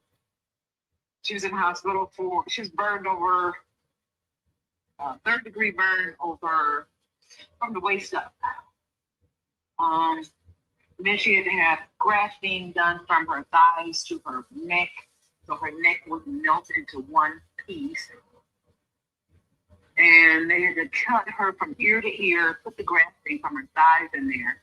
Oh my God, you're making my booty itch. Upside down, yeah. With her head extended backwards off the bed for weeks. It's the worst thing it's unimaginable. Literally unimaginable. Because the reason why I'm asking is because they arrested this guy in Chicago that burned up on a train, and he set a girl on fire, and she in a hospital, and she in a hospital, and they're wondering if she was gonna make it. And I was saying that my grandmother went through that. Oh yeah. I don't know if you can read. Like I said, you were about 4. No, I don't remember it. And it happened in May, so you were 4 exactly, because you were April 88 or 82. Yep. Yeah, but to this day, she can't be exposed to the sun. She's 92 now. Yeah, she's 92 now. Yeah. It's crazy to know that she even lived to being 92. And that happened way in the 80s.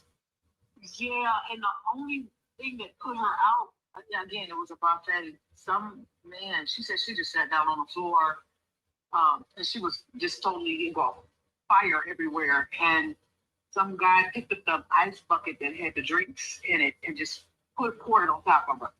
That's the only thing that put her out. So, I mean, her hands to this day, she don't have nail beds. She's, she still goes through it after all these years. And literal, when it came to bathing her, we would have to take washcloths and you can only wipe the area one time. So we would cut up washcloths and buy them, we cut them up. You can wipe an area, then you had to throw it away.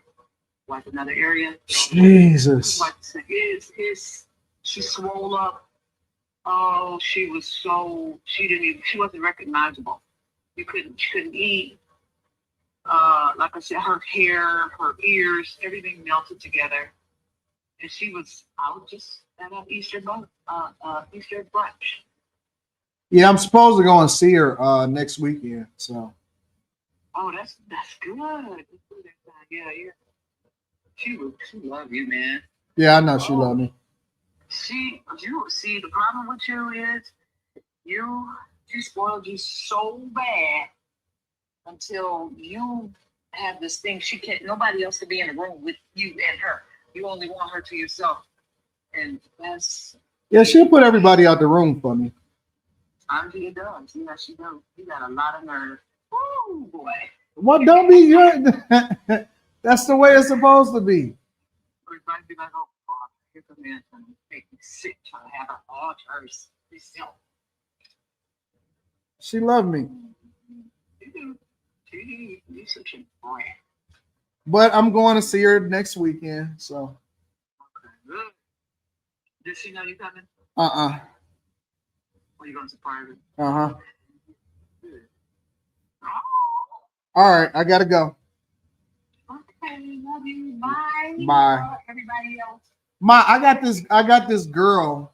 No, not like that. No, it's not another girl. Okay. My homegirl that I work with on the live stream. Her name is Carrie. She said you seen Carrie before? Mm-hmm. She said she is desperate to talk to you to find out more about me. Lord have mercy. Okay, well, we're gonna look up. I don't know if you want to hear all of this.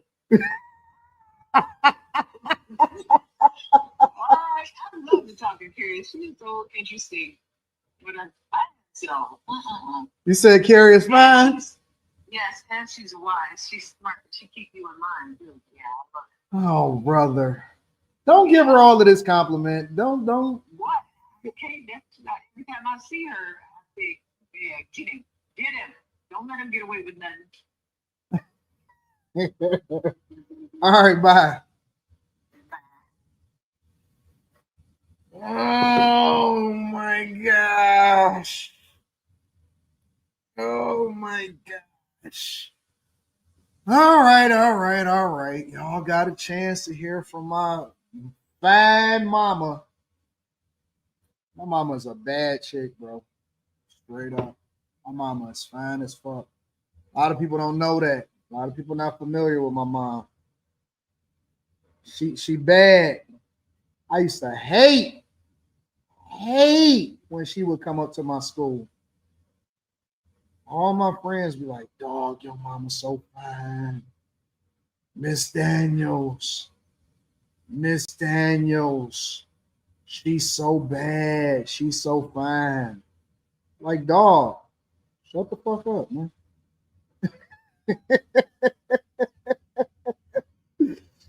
Like, dog, stop lusting over my mom, man.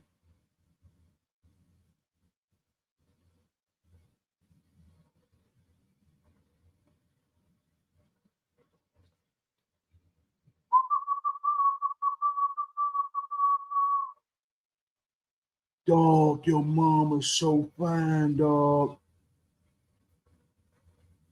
Oh my God, man. Like, nigga, shut the fuck up. So tired of you. But anyways, yeah, man, it's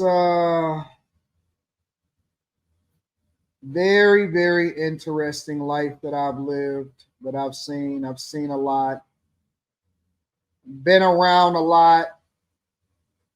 It's a lot happening out in these streets, man. A lot of memories, a lot of family, a lot of things. Where's the group stuff? But she healed a lot, though. Like my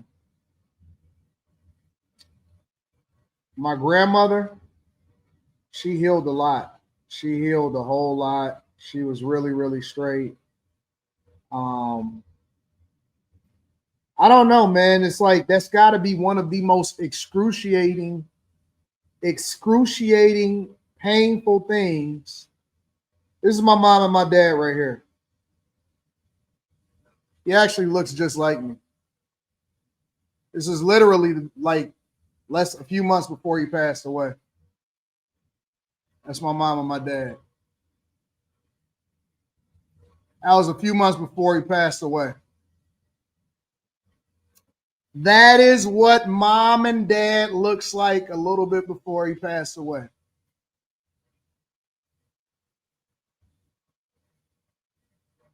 So how old were they in this picture?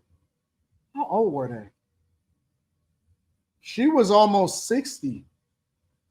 My mom was 60. So, anyways, less things to talk about. Anyways, make sure y'all hit a like for the algorithm, subscribe to the channel, and turn on your notifications. Let me look at what else is going on out in these streets. Jacob Twig says, my dad was my twin, literally. Jacob Twig says, I feel like there's going to be no redactions. I'm talking about, yeah, right. I doubt if they even include any document that actually names anybody in this Epstein documents. Zorons, morons, man, dummies, says Trey. What up, Trey? Greg OG says, hey, Anton, I'm part of the Patreon Discord. Do you offer mentorship for navigating corporate America? I'm going to do a corporate American Q&A live stream. I'm going to do a Q&A live stream, all right, inside of the Patreon. Currently in a niche role at a tech manufacturing company, wanted to get some direction and insight. All right, I'm going to do it. I'm definitely going to be doing that. All right. Shout out to Anthony. I appreciate you. Little Black Duck says, like Donald J. Trump or not, he was instrumental in creating the image of NYC that we have today, guiding the cleanup of the crime and peep shows from the 80s. I'm sure he sees Mamdani as a backward slide. Of course he does. The Decode with Niniola says, what up from the UK? What up, my UK people? TS Car Wash and Detail Services. How often do you see your grandma? Mine's past that 90. Well, I used to see her every week, literally every week when they were here in Michigan. So they used to be in Michigan, and I used to try to see her every week, if not every week, then every other week, or at least twice, sometimes twice a week. Now they moved down to Tampa, so couldn't take the cold no longer. In her 80s, they moved to Tampa.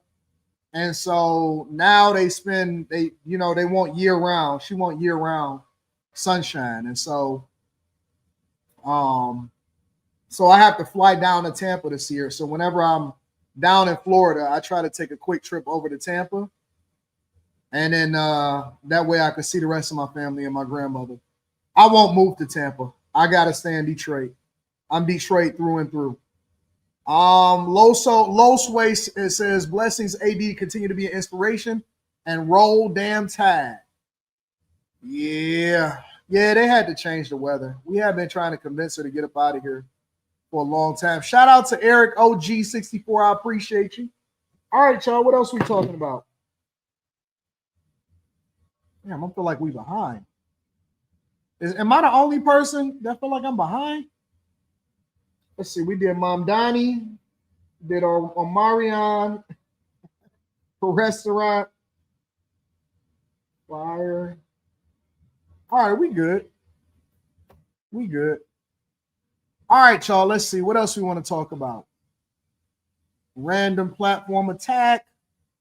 I want to get into the money, too. Y'all want to talk about fun stuff like budgets, money, stuff like that? Nicki Minaj, nah, I don't want to talk about that. Repossessions, we'll get there if we get there. All right, before we get there, I want to talk about tipping culture. All right, so Michael Porter Jr., the Ball brothers,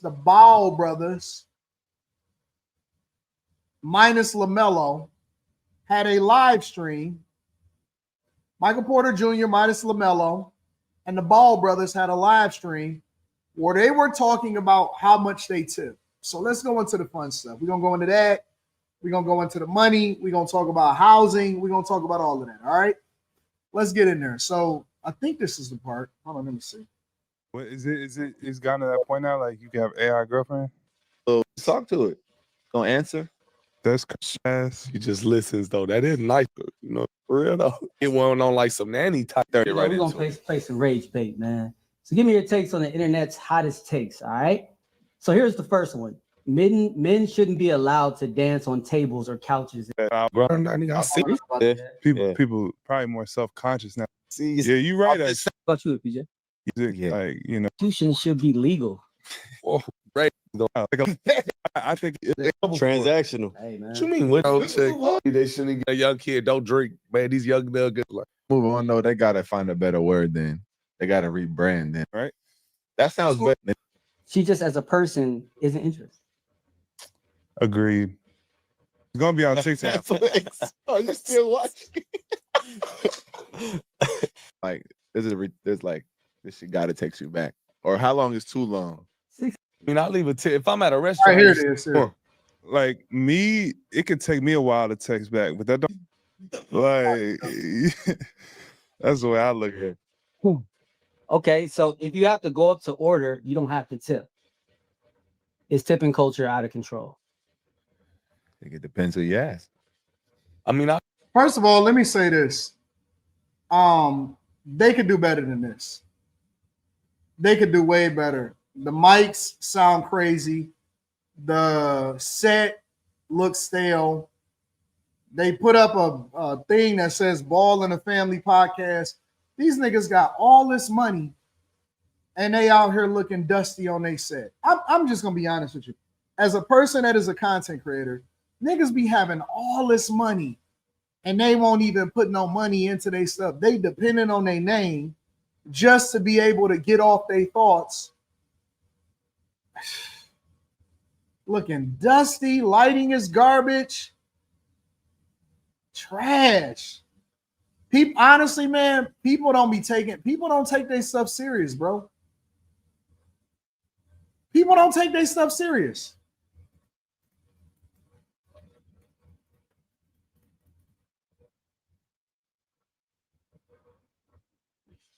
My stuff. That they wanted to be in music. I'm on tour. I'm on several world tours in front of people, in church. Like, invest in your stuff, bro. It don't have to be dusty. You can put a better, and it don't have to be perfect either. But if you got money like that, then put some money into your set, bro. I'll leave a tip. If I'm at a restaurant and shit, I'll leave a little tip. What's the biggest tip y'all left? Nigga ain't going to Chipotle and leaving tips or McDonald's, none of that. I just think the 20% rule is like if you spending $3K on a meal, like, you know what I mean, you shouldn't have to tip $600, 20% to me. But like, and then Uber Eats is another thing. If the Uber Eats order is $250, why are you still tipping 20% when they're doing the same amount of work as if you ordered a $20 meal? You know what I'm saying? I don't understand, bro. Honestly, and I guess this is gonna be a forever disagreement between me and a lot of other people, because I tip my Uber Eats person on the app and I tip them an additional 10 to 20 when they deliver it to me.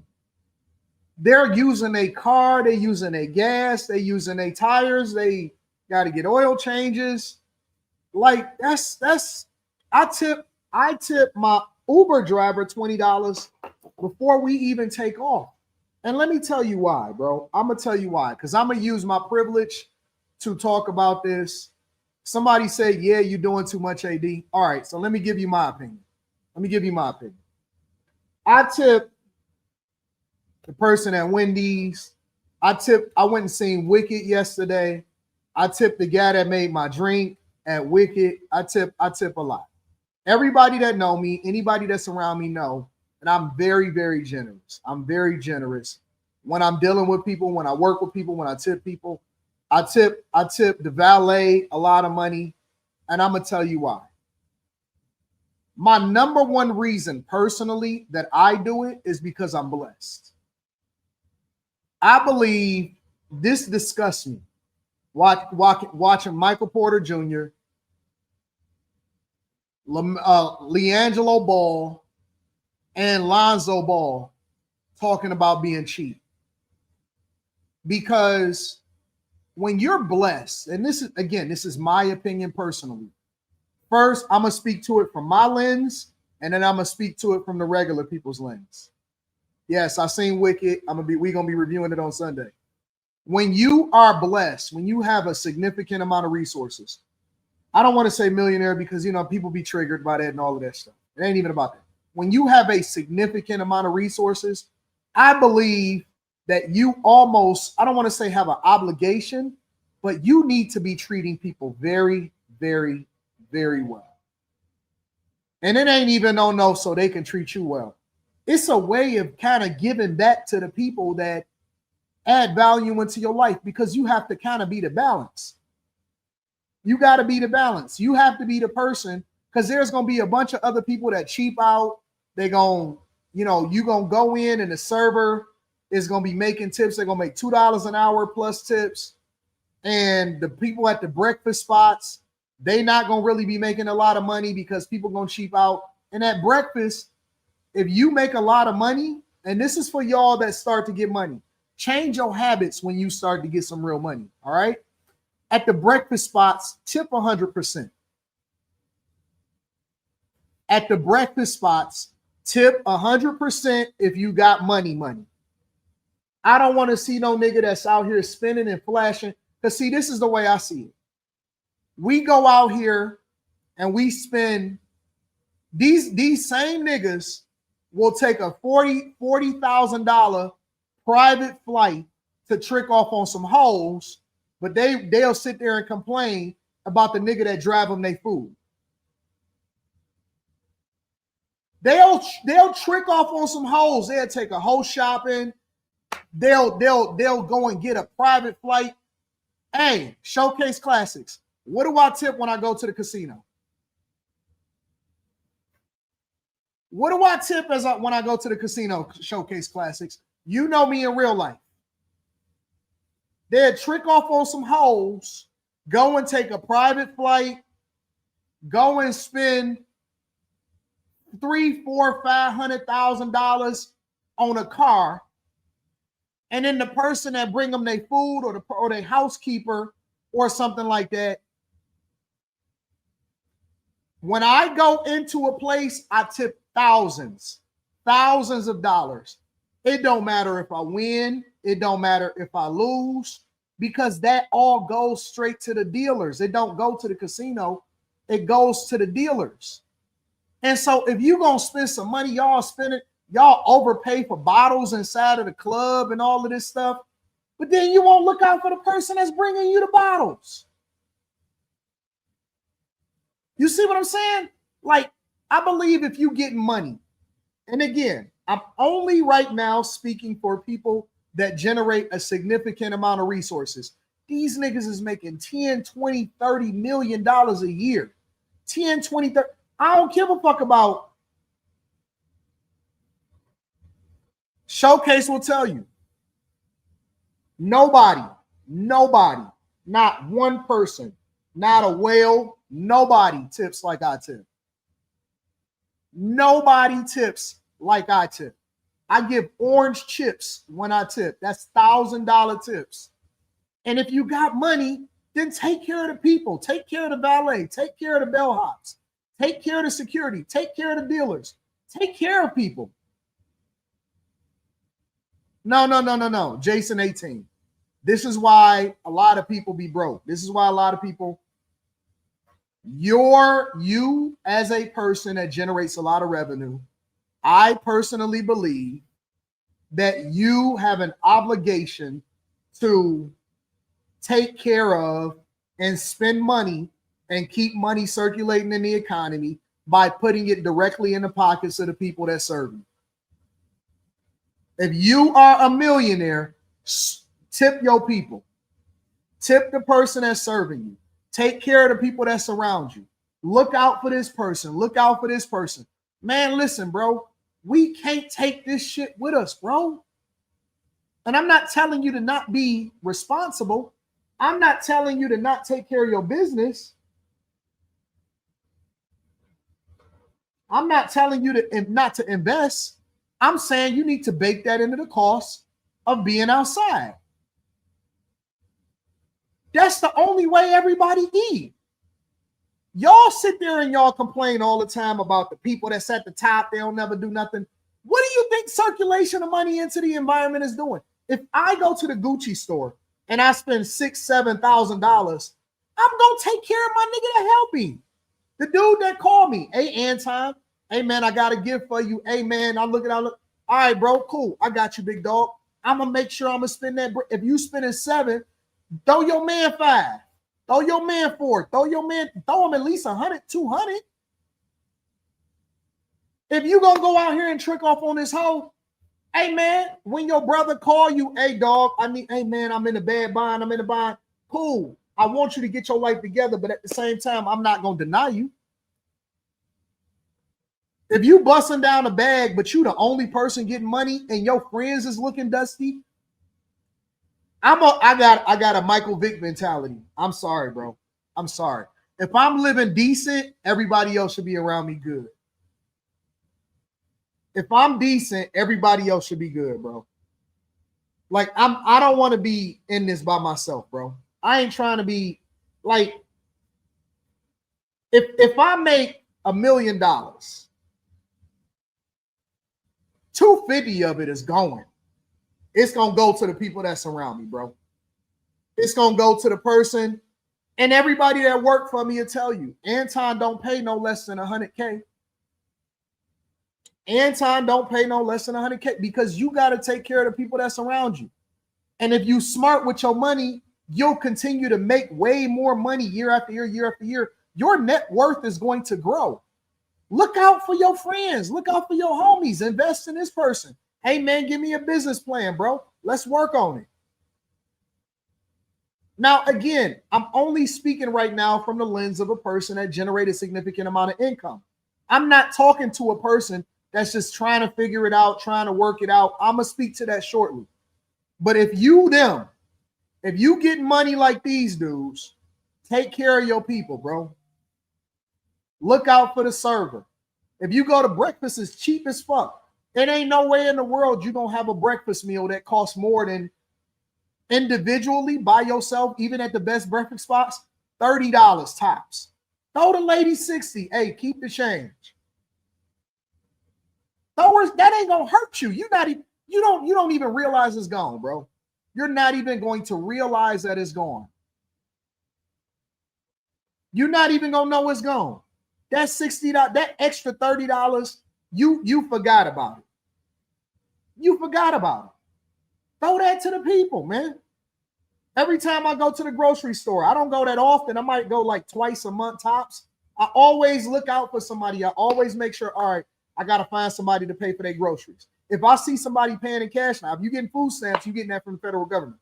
But if I see somebody paying in cash or something like this, I don't go and check their pockets. I don't go and see what kind of car they driving. I don't do none of that. Hey, take care of them. The cashier put that on me. I come in and the next person behind me, I'm gonna pay for their stuff. I go, throw my stuff in the car, come back in. By the time I come back in, I swipe my card, I leave. I ain't even got to get no accolades from them. Look out for people. That's what we do. That's what we do, man. We look out for people. If somebody say, hey, man, I'm hurting right now, this and that, so on and so forth, they may go and use drugs, but they might really be hurting and they might need some help. That's between them and God. I can't stand these cheap people, man. I hate cheap, rich people. Aggravates me. Aggravates me to my core. I've always believed that because I'm a generous person and because I'm a giver, that I will be blessed for the rest of my life. That's the way I live my life. That's the way I live my life. I'm going to always have because I'm going to always give. And I'm going to tell you another thing, bro. Our real currency, it ain't the money, bro. That's what you realize when you get to a certain level in life. Your currency is not money. Your currency is people. The way that we show that we love God is to show that we love the people that interact with us on a daily basis, because those are the people that God, you can't see God. You can't give God nothing. The only way you can show you love God is by loving the people on this earth. And you can love in several different ways, but when you have the opportunity to pour into somebody, you gotta pour, bro. You gotta give them. Look out. I ain't gotta wait for somebody to need something to know that I can help out and take care of it. Anytime some of my closest people around me, hey man, bro, they don't even have to ask me. They don't even have to ask me. If they mention something and I know I can take care of it, it's done. It's done. It's just done. So you gotta look out for people, bro. When you get to a point, stop being stingy. Don't be Scrooge. I know a lot of y'all think that y'all know because you ain't really ever changed nobody's life, but you got to be life-changing. Your equity is with the people. As long as you have great people, you will never be broke. You will never be destitute. You will never be lonely, and you'll never be without. People will always make sure you're taken care of, not because you gave them money, but because you cared enough about them to do what you could for them when you had the opportunity to. That's the way you show you love God. Care nothing about this shit. Care nothing about this money. This money don't even be worth the paper that we printed on. We put so much stock in money. Yes, we got to make it. Yes, we use it as a tool, but don't love it so much to where it becomes a part of you to where you want to hoard it and prevent everybody else from getting some. Spend that shit and have fun with it. Do the responsible thing. Take care of your business. And then when you get money, spend that shit. Go and treat your people good. Pay for dinner.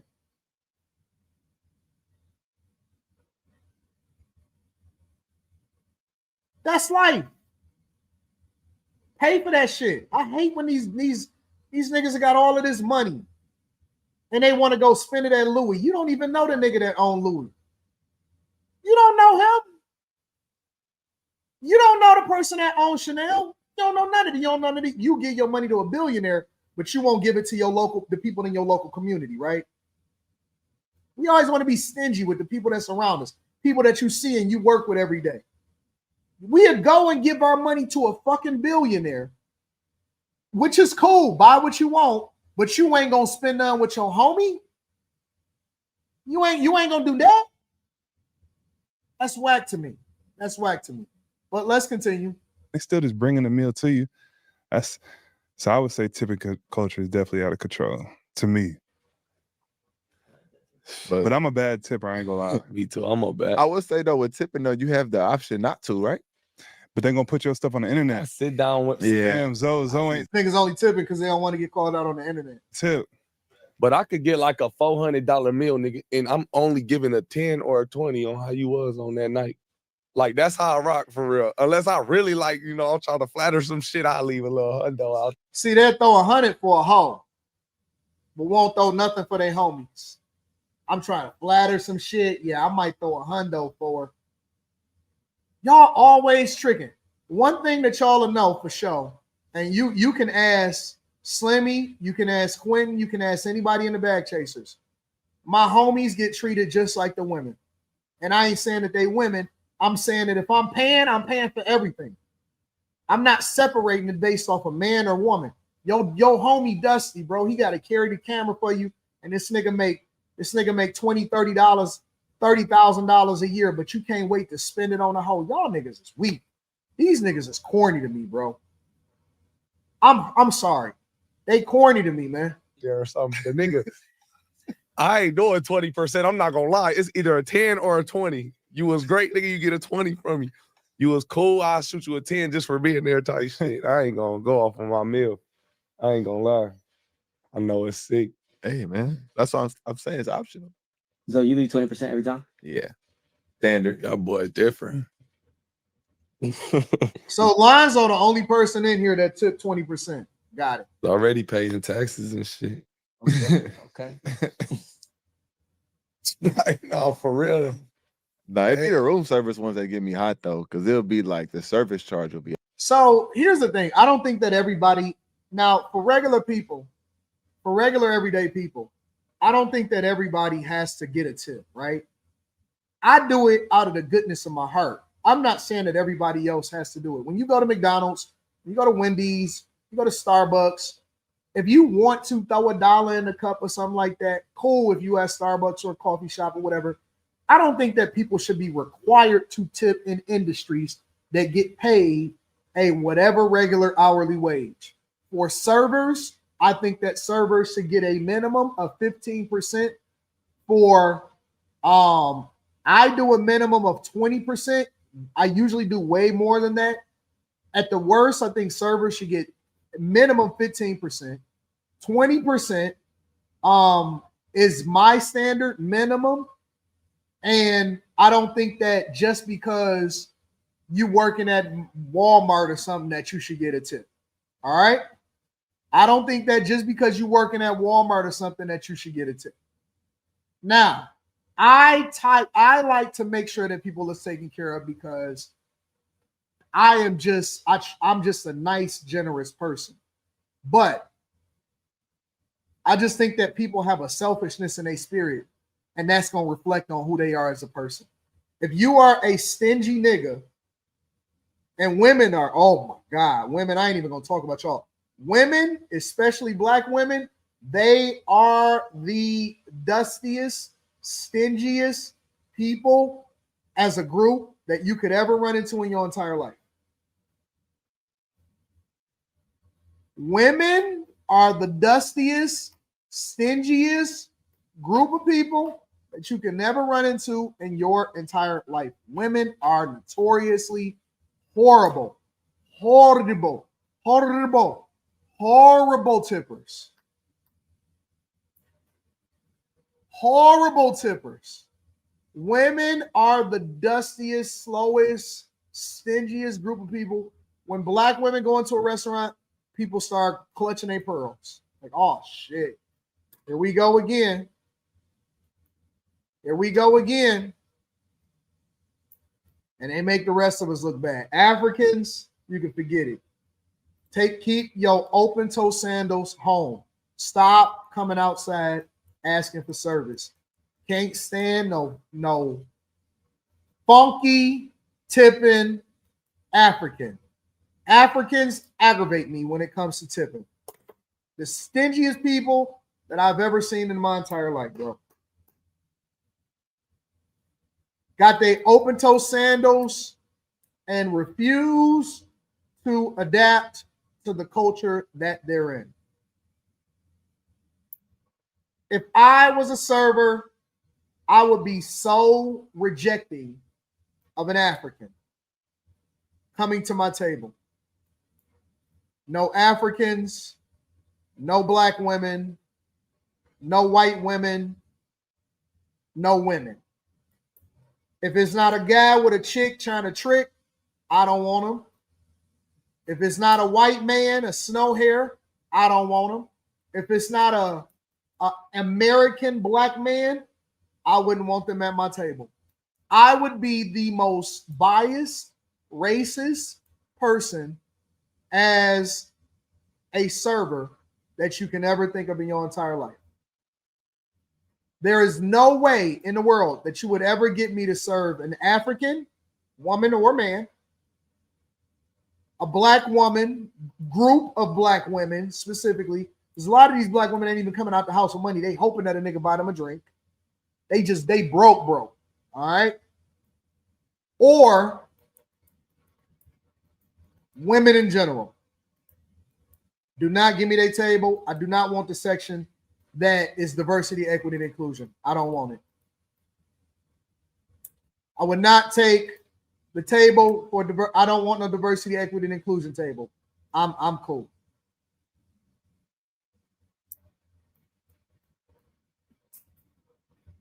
That's my standard, and I'm sticking to it. That's my standard, and I'm sticking to it. I am not allowing for people to come in my section that is not good tippers. This is a cap. I'm making a capitalistic decision right here. And again, I don't think that everybody deserves a tip, but I'm just telling you how I move. Make sure y'all hit a like for the algorithm, subscribe to the channel, and turn on your notifications. Miss me with that bullshit. Miss me. Not doing it. Not doing it.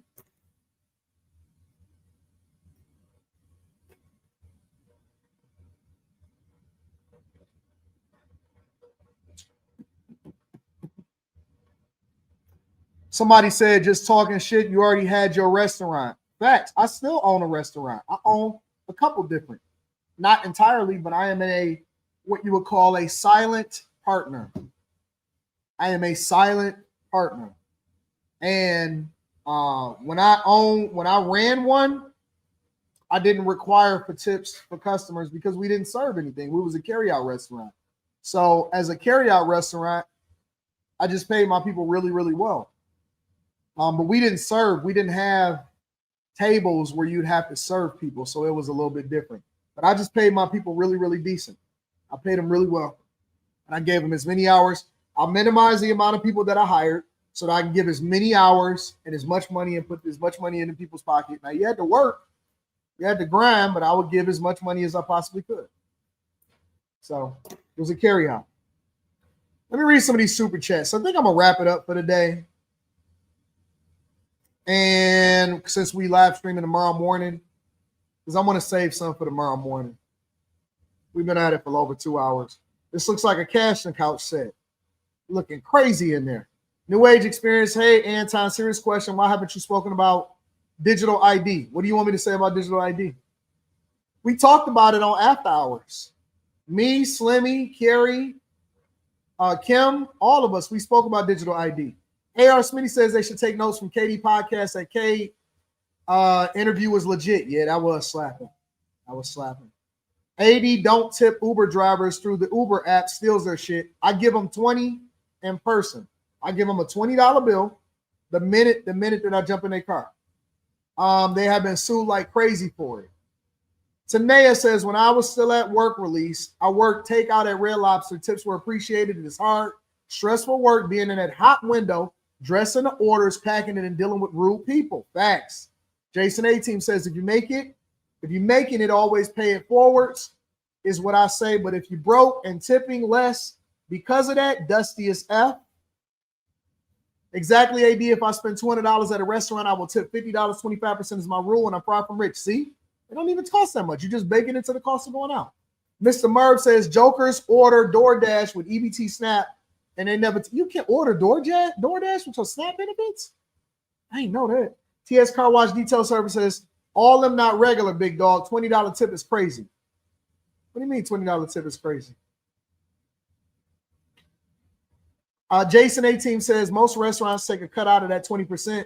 So if anything over 20% actually goes to the server, otherwise a lot of them lose money. No, listen.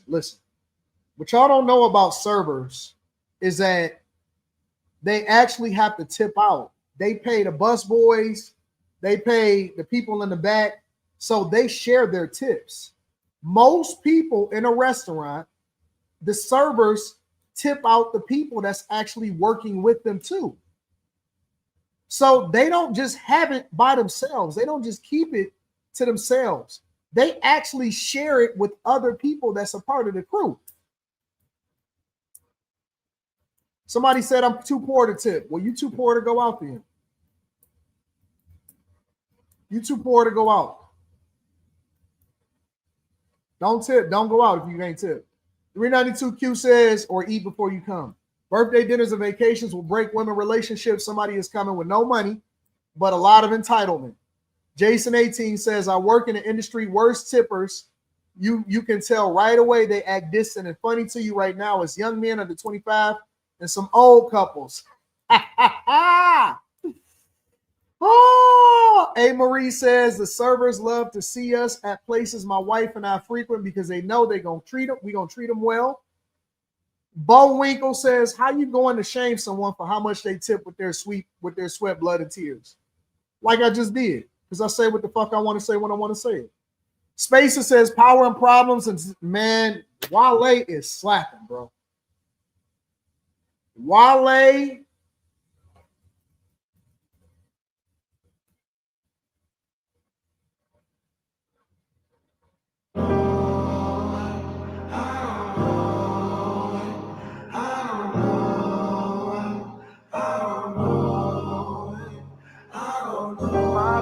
I never need no my problem. I never need no my trouble. I never be gone. Look, slow down, the fast life is crazy. Those lights in that town is dangerous. I've been tried, this lifestyle is not for you. Slow down, the fast life is crazy. Those lights in that town is dangerous. I know now my love language is solitude. My power, I never need no one. My problem, I never need no one. My trauma, I never be gone. My power, I never need no one. My problem, I never need no one. My trauma, I never be gone. Yeah, heavy is the head, I'm told. Not too many know invisible goat. My intention with these women be pure, but my intention with these is more. Look, lack of effort don't mean leave me alone. Just thinking about what's next and we getting too close. Why should I expect any different results? When the last one did me dirt, fresh out of divorce. That's why I don't force you. That therapy talk shit, feel like backdoor extortion. You thinking you've all healed and really you've gone healed. You back on that now, mind, go back on this block list. Go back on that block list. She back on that block list. Cause y'all can be anything, me, I gotta be cautious. Look, and I know it's exhausting, but I'm on this. I'd rather be single than double cross. Slow down, the fast life is crazy. Those lights in that town is dangerous. I've been tried, this lifestyle is not for you. Slow down, the fast life is crazy. Those lights in that town is dangerous. I know now my love language is solitude. My power, I never need no one. My problem, I never need no one. My trauma, I never be gone. My power, I never need no one. My problem, I never need no one. My trauma, I never be gone. Tell me what you see when you look at me. As I see the obvious. Love comes with a feel. My heart is on sleep, but eyes can't see what's obvious. Look, 90,210, yeah. My first album, I prophesied it then, yeah. Went from the carry out to the air one and back with a back full of battle scars. It's a tragedy having friends here. Look, heavy is the head, I'm told. Not too many hold invisible gold. Call it butter love, it's a slippery slope. Got me thinking about what's next and who getting too close. My prime years, the prison of paranoia. Watch I rhyme with getting killed and recorded. I'm talking to God less. My misery ain't important. My tears water the flowers for thousands who need God, and I'm blessed. I know my time's too precious. God watch how I spend it. Yeah, I know they watching the difference. I know they clocking different. I got a lot to protect. Slow down, the fast life is crazy. Those lights in that town is dangerous. I've been tried, this lifestyle is not for you. Slow down, the fast life is crazy. Those lights in that town is dangerous. I know now my love language is solitude. My power, I never need no one. My problem, I never need no one. My trauma, I never be gone.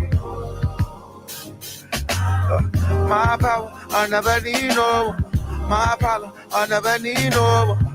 My trauma, I never be gone.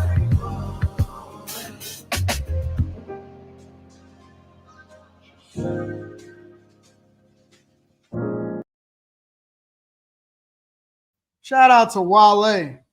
That shit hit. That's my favorite. That's my favorite album right now. You know what I'm saying? That's my favorite album right now. Am I gonna cover the Trump Mamdani meeting?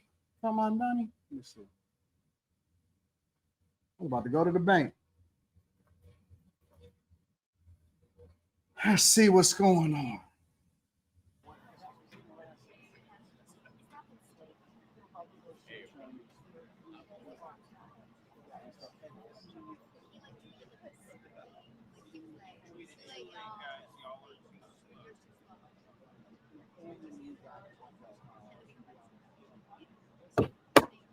And me putting on the coat. I was about to go hit the streets.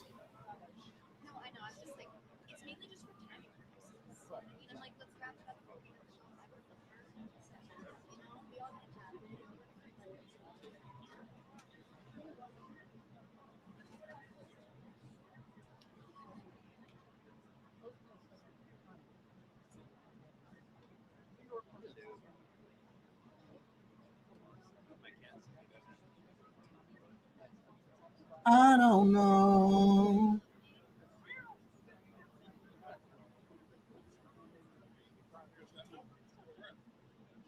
Let me read some of these super chats.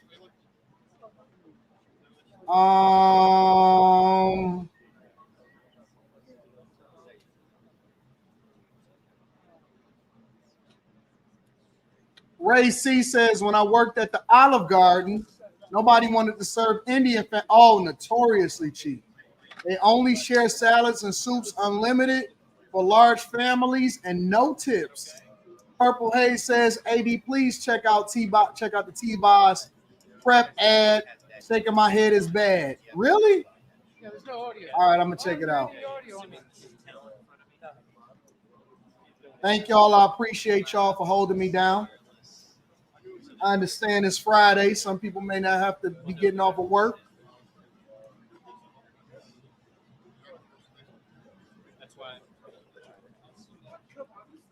T-Boss prep? Let me see.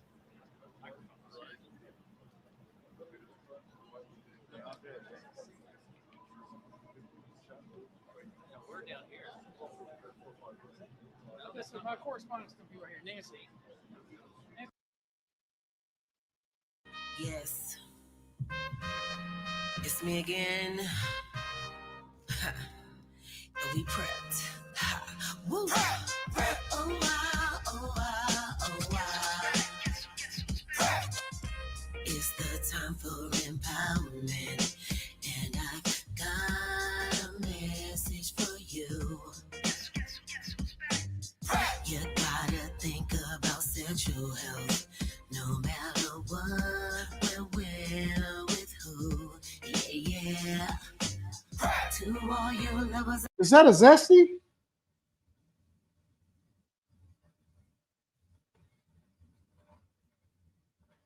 We got to talk about this on After Hours tonight. I'm adding it to the list.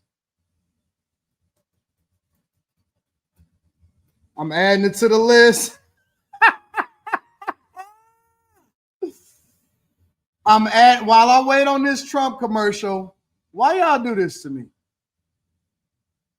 Why y'all do this to me? Why y'all do this to me? Why y'all put me in this negative position that I got to deal with? With who? Yeah. To all your lovers out there, ain't no judgment. This is your cue. Yeah. It's time to talk about pre-exposure prophylaxis.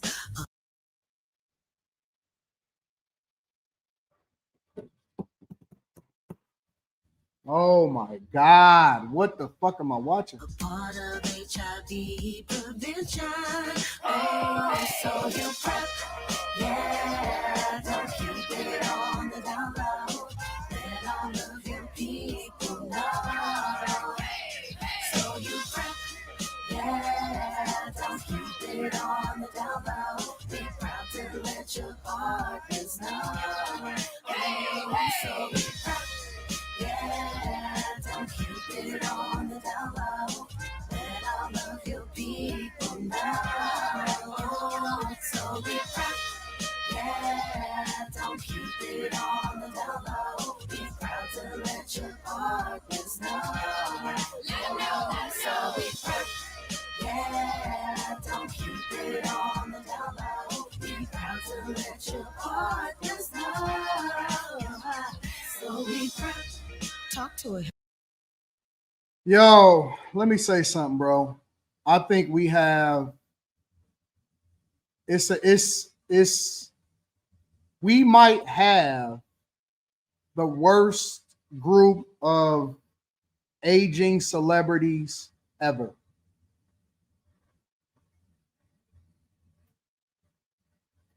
I'm willing to fight for this one.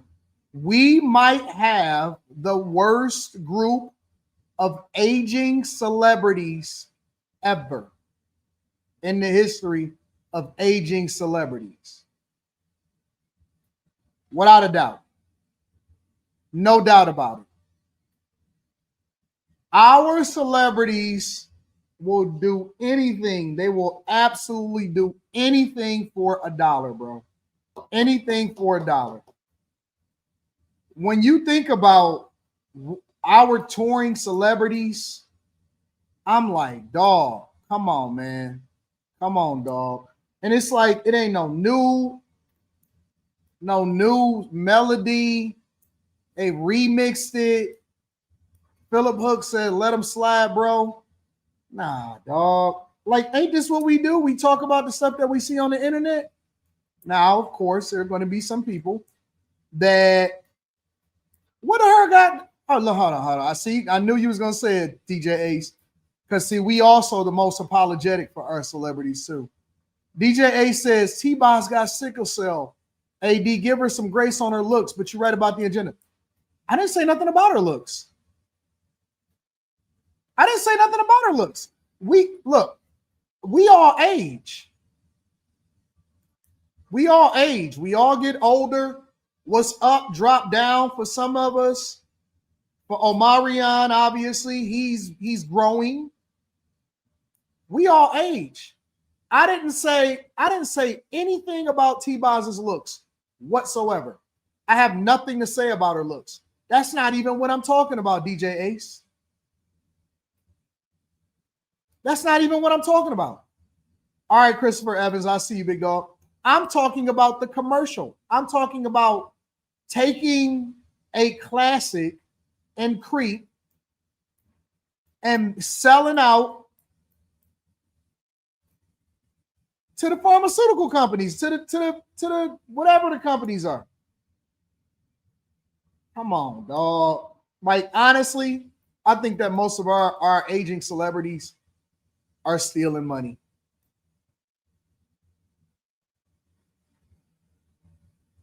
I think that most of our celebrities are stealing money.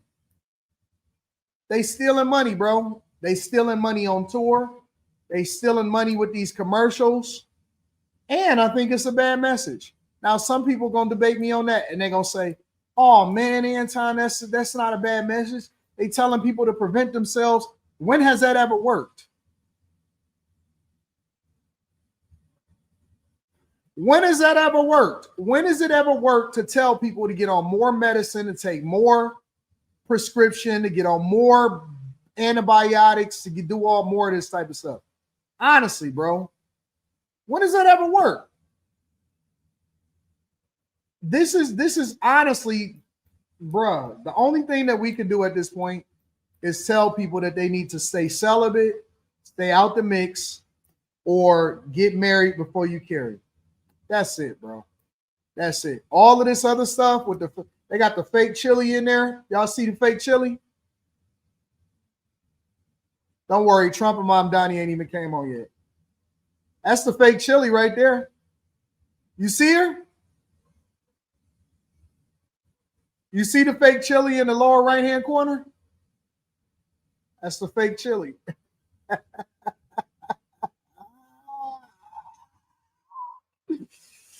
Chili ain't even do this one. Chili was like, I'm going to sit this one out, bro.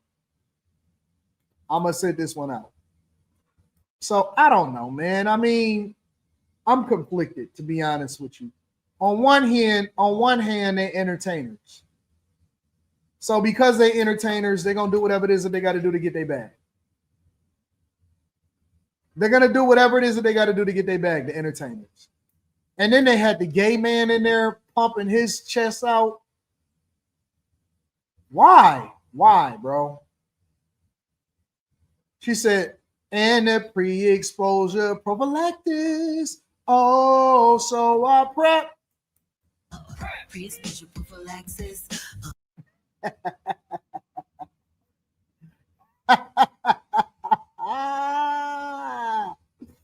Had to throw you a gay man in there that's pumping.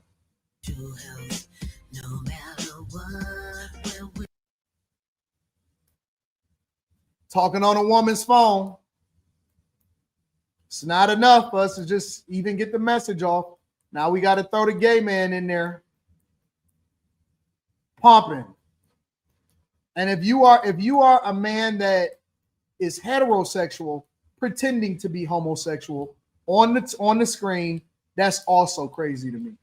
So I don't know, man. I'm not feeling it. I don't like it objectively. And I get it, T-Boz. You getting your bread, you getting your money, you doing all of that. No, don't try to get me to do what he did. You getting your money, you getting your bag, you running it up. I get it. All right. But I'm not feeling it. I think a lot of our celebrities are doing anything for the bag. They one step away from doing them late night TV commercials, bro. One step away, man. It's bad. It's bad. So this is a lesson, in my opinion, also to manage your money more effectively and don't put yourself in a position to have to do this type of stuff. What is the side effects of PrEP? I got to look that up.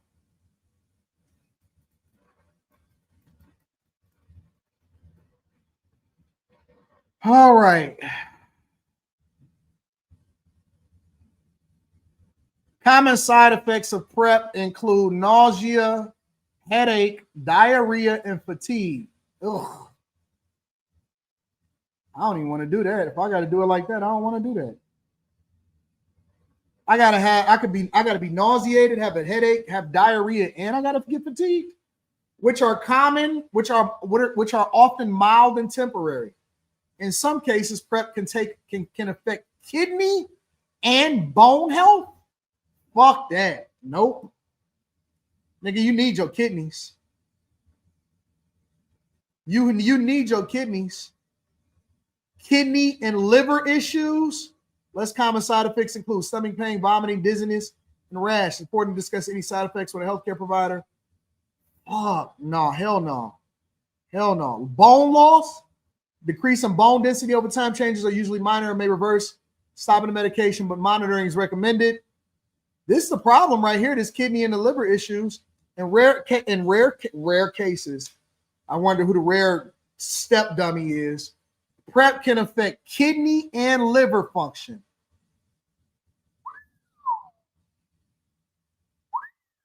I think I need my kidney and I need my liver.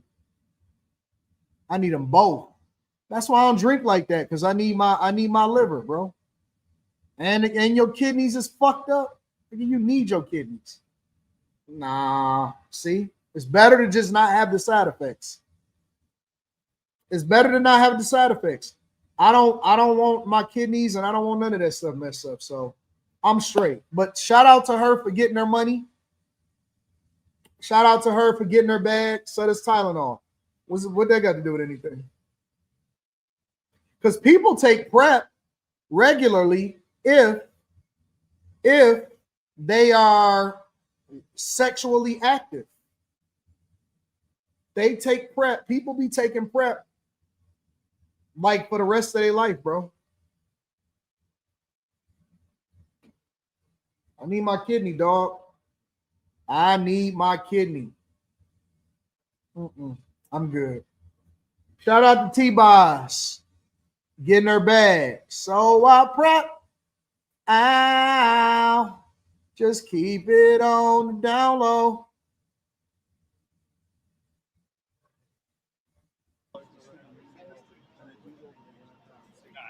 What I'm saying is, if they call the pool, we'll get some indication. This is taking too long. We might have to review this tomorrow when we can get the cliff notes.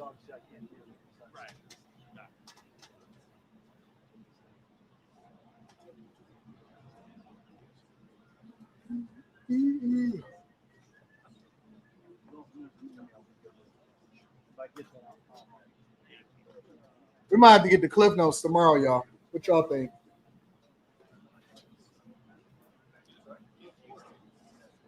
Y'all telling me to do a whole nother hour? They ain't gonna be closed in an hour and a half. I gotta get these payments out to these people.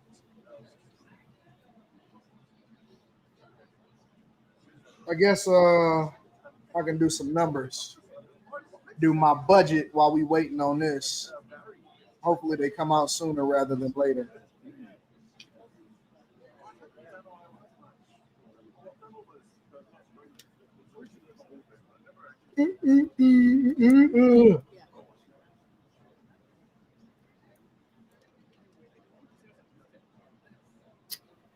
One, two, three, four, five. They don't come out within the next 5 minutes. We're gonna just review it tomorrow.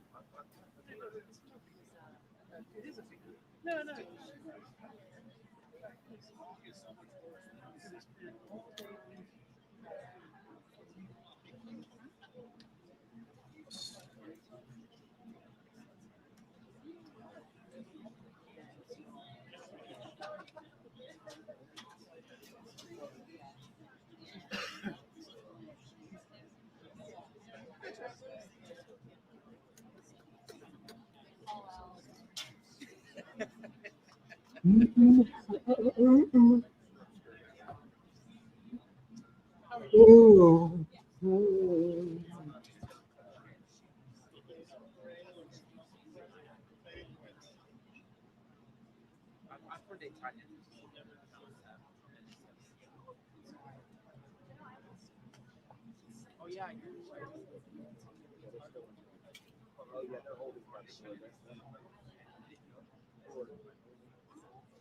then I just realized, like, I couldn't just get like a 12 ball. Right. So with the network, I'm on the bike.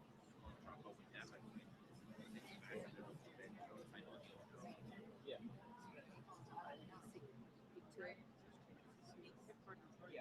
I go off now. You know, he'll get the thing fitted. We gotta do with Allie. I got you, Jenny. So it's like a whole. How many do you want? How many do you want? 5, 10? Yeah. You got it.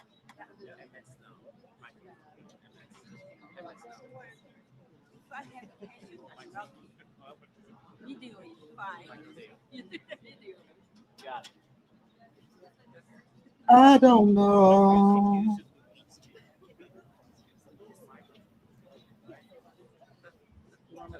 Need help with that? Andrew, do you want a box to sit on? Sure. I just have to give it back because it's for some. Yeah, sweet. It should be like short enough so you can at least sit.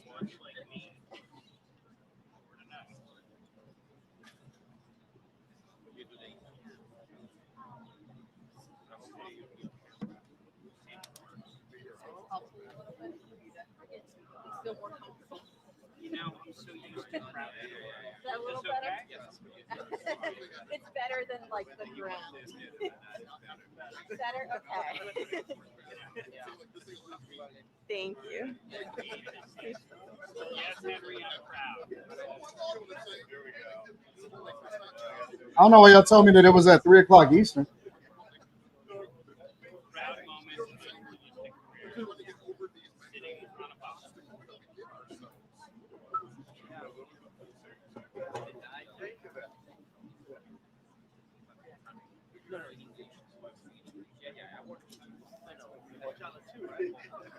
Yeah.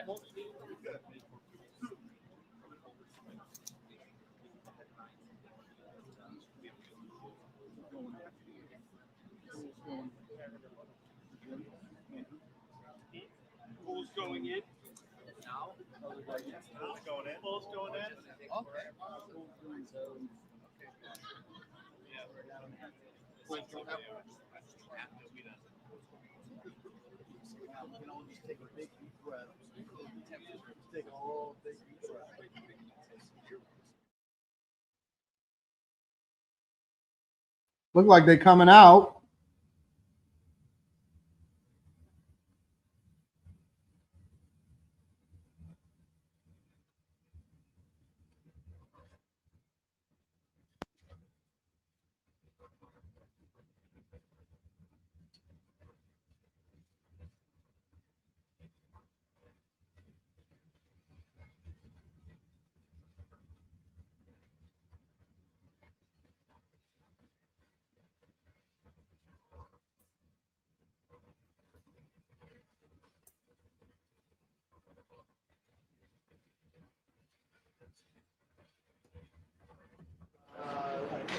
Facing desk.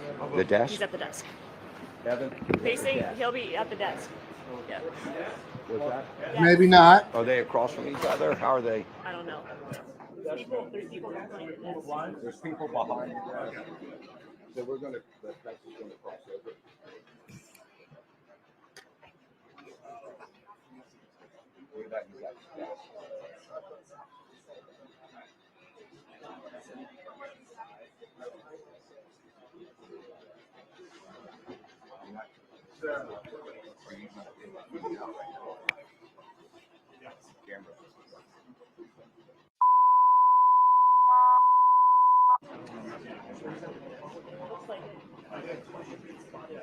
Heads up.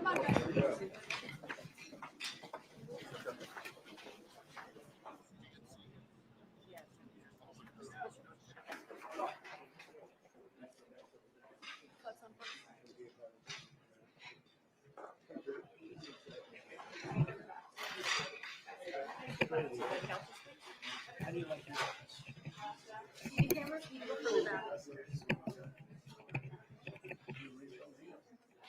That's cool, right?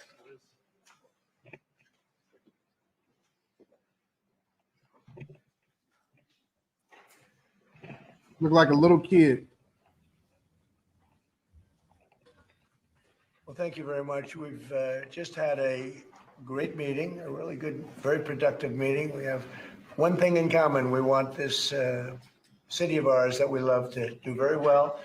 And I wanted to congratulate the mayor. He really ran an incredible race against, a lot of smart people, starting with the early primaries against some very tough people, very smart people. And he beat them easily. And I congratulated him. And we talked about some things in very strong common, like housing and getting housing built and food and prices. And the price of oil is coming way down. Anything I do is going to be good for New York. If I can get prices down, it's good for New York. And we've got them down, way down from last year. We have, as you know, I've been saying to a lot of people, Walmart said that Thanksgiving this year is exactly 25% less than last year. So that's good for New York, good for everybody. But I just want to congratulate. I think you're going to have hopefully a really great mayor. The better he does, the happier I am, I will say. There's no difference in party. There's no difference in anything. And we're going to be helping him to make everybody's dream come true, having a strong and very safe New York. And congratulations, Mr. Mayor. Thank you, Mr. President. Thank you. I appreciate it. Please. I appreciated the meeting with the president. And as he said, it was a productive meeting focused on a place of shared admiration and love, which is New York City, and the need to deliver affordability to New Yorkers, the 8.5 million people who call our city their home, who are struggling to afford life in the most expensive city in the United States of America. We spoke about rent, we spoke about groceries, we spoke about utilities, we spoke about the different ways in which people are being pushed out. And I appreciated the time with the president. I appreciated the conversation. I look forward to working together to deliver that affordability for New Yorkers. Thank you very much. Any questions, please? President Trump, Stephen Nelson from the New York Post. I got a question for you and then also one for Mayor-elect. Sure. For you, you referred to Mr. Mamdani as a communist. Can you describe why you feel that way? And also, will you do anything to stop him from arresting Prime Minister Netanyahu if he visits New York? Well, we didn't discuss your second part of the question, and on your first part, I mean, he's got views that are a little out there, but who knows? I mean, we're gonna see what works, or he's gonna change also. We all change. I changed a lot, from when I first came to office. It's now quite a while ago. It's quite a while. My first term was great. We had the greatest economy in the history of our country. We're doing even better now. We're doing much better now than we did even the first term. And I can tell you, some of my views have changed. And we had discussions on some things. I'm not going to discuss what they were, but that I feel very confident that he can do a very good job. I think he's going to be. I think he is going to surprise some This is interesting. people, actually, and some very liberal people. He won't surprise them because they already like him. And Mr. Mamdani, it sounds like you had a productive discussion, but just days ago you referred to President Trump as a despot who betrayed the country. You said you would be his worst nightmare and accused him of having a fascist agenda. Are you planning to retract any of these remarks in order to improve your relationship? I think both President Trump and I, we are very clear about our positions and our views. And what I really appreciate about the president is that the meeting that we had focused not on places of disagreement, which there are many, and also focused on the shared purpose that we have in serving New Yorkers. And frankly, that is something that could transform the lives of the 8.5 million people who are currently struggling under a cost of living crisis, with 1 in 4 living in poverty. And the meeting came back again and again to what it could look like to lift those New Yorkers out of struggle and start to deliver them a city that they could do more than just struggle to afford it, but actually start to live in it. And I've been called much worse than a despot, so it's not that insulting. Maybe I think he'll change his mind after we get to working together. Yes, please. Good. They want them to beef, but they're not beefing. They refuse to beef publicly. Not in a good position. And Lebanon now is the final unresolved after Gaza and Syria. Given your assessment, like what you say for the race today, it's the Yeah. States. This is actually pretty impressive. And what is your next move to push toward disarmament? Sure. Well, we are pushing for total disarmament of Hamas and frankly everybody else. And we actually have peace in the Middle East. As you know, the King of Saudi Arabia just left yesterday. We had some great meetings, and he's made a contribution toward the United States of more than $1 trillion. We have now over $20 trillion coming in. No country has ever had anything like that, not even close. If you go to 2 trillion or 1 trillion, it's a lot. We have 20 or $21 trillion. I think that Hezbollah has been a problem in Lebanon, big problem. We're working with Lebanon. We're working with everybody in the Middle East. That's another thing I think we have in common. We want to see peace in the Middle East. And we actually have now, for the first time, peace in the Middle East after 3,000 years. And now we're going to refine it. And I think you're going to see some very positive things happen. There is a potential to invite the Lebanese president. Oh, sure. Oh, I would do that. Absolutely. And if the mayor would like to be here for that meeting, because I know he feels very strongly. I think you feel very, very strongly about peace in the Middle East. We desperately want it. And that's something that I shared with the president, that when I spoke to New Yorkers who had voted for the president last November on Hillside Avenue and Fordham Road, I asked them why. I heard again and again 2 major reasons. One was that they wanted an end to forever wars. They wanted an end to the taxpayer dollars we had funding violations of human rights, and they wanted to address the cost of living crisis. And I appreciated the chance to discuss both of those things. He said a lot of my voters actually voted for him, and I'm okay with that. I'll do that. I'll sign it. Give it to me. I'll sign it in a minute. That's pretty good. Mr. President, Yeah, please. you threatened to send federal troops to New York City. You both have differences when it comes to ICE agents in New York City. Mr. Mamdani, you called ICE a rogue government entity. I wonder how you reconcile your differences on both of those issues. Well, I think we're going to work them out. And I think that if we have known murderers and known drug dealers and some very bad people, we want to get them out. And the mayor wants to have peace. We discussed this at great length, actually, maybe more than anything else. He wants to have a safe New York. Ultimately, a safe New York is going to be a great New York. If it's not safe, no matter how well we do with pricing and with anything else, we can talk about anything you want. If you don't have safe streets, it's not going to be a success. So we're going to work together. We're going to make sure that if there are horrible people there, we want to get them out. I think he wants to get them out, maybe more than I do. So we'll work together. We discussed it at great length. Yes, please. Yeah, 2 questions, if I may. Don't look like it's no beef at all here. In a second, but for the mayor-elect. You're both. Look like it's just 100% kumbaya. Populist, though. I just wondered to what extent the president's campaign. I'm taking notes because I'm gonna discuss it more at length. Inspired any part of your campaign. Well, I actually talk told about the it president that tomorrow. so much of the focus of our campaign has been on the cost of living crisis. And when we asked those New Yorkers who had voted for the president, when we saw an increase in his numbers in New York City, that came back to the same issue: cost of living, cost of living, cost of living. And they spoke about the cost of groceries, the cost of rent, the cost of Con Ed, the cost of childcare. And too often politicians are looking to lecture to New Yorkers what they should care about as opposed to listen. And when we spoke to those voters who voted for President Trump, we heard them speak about cost of living.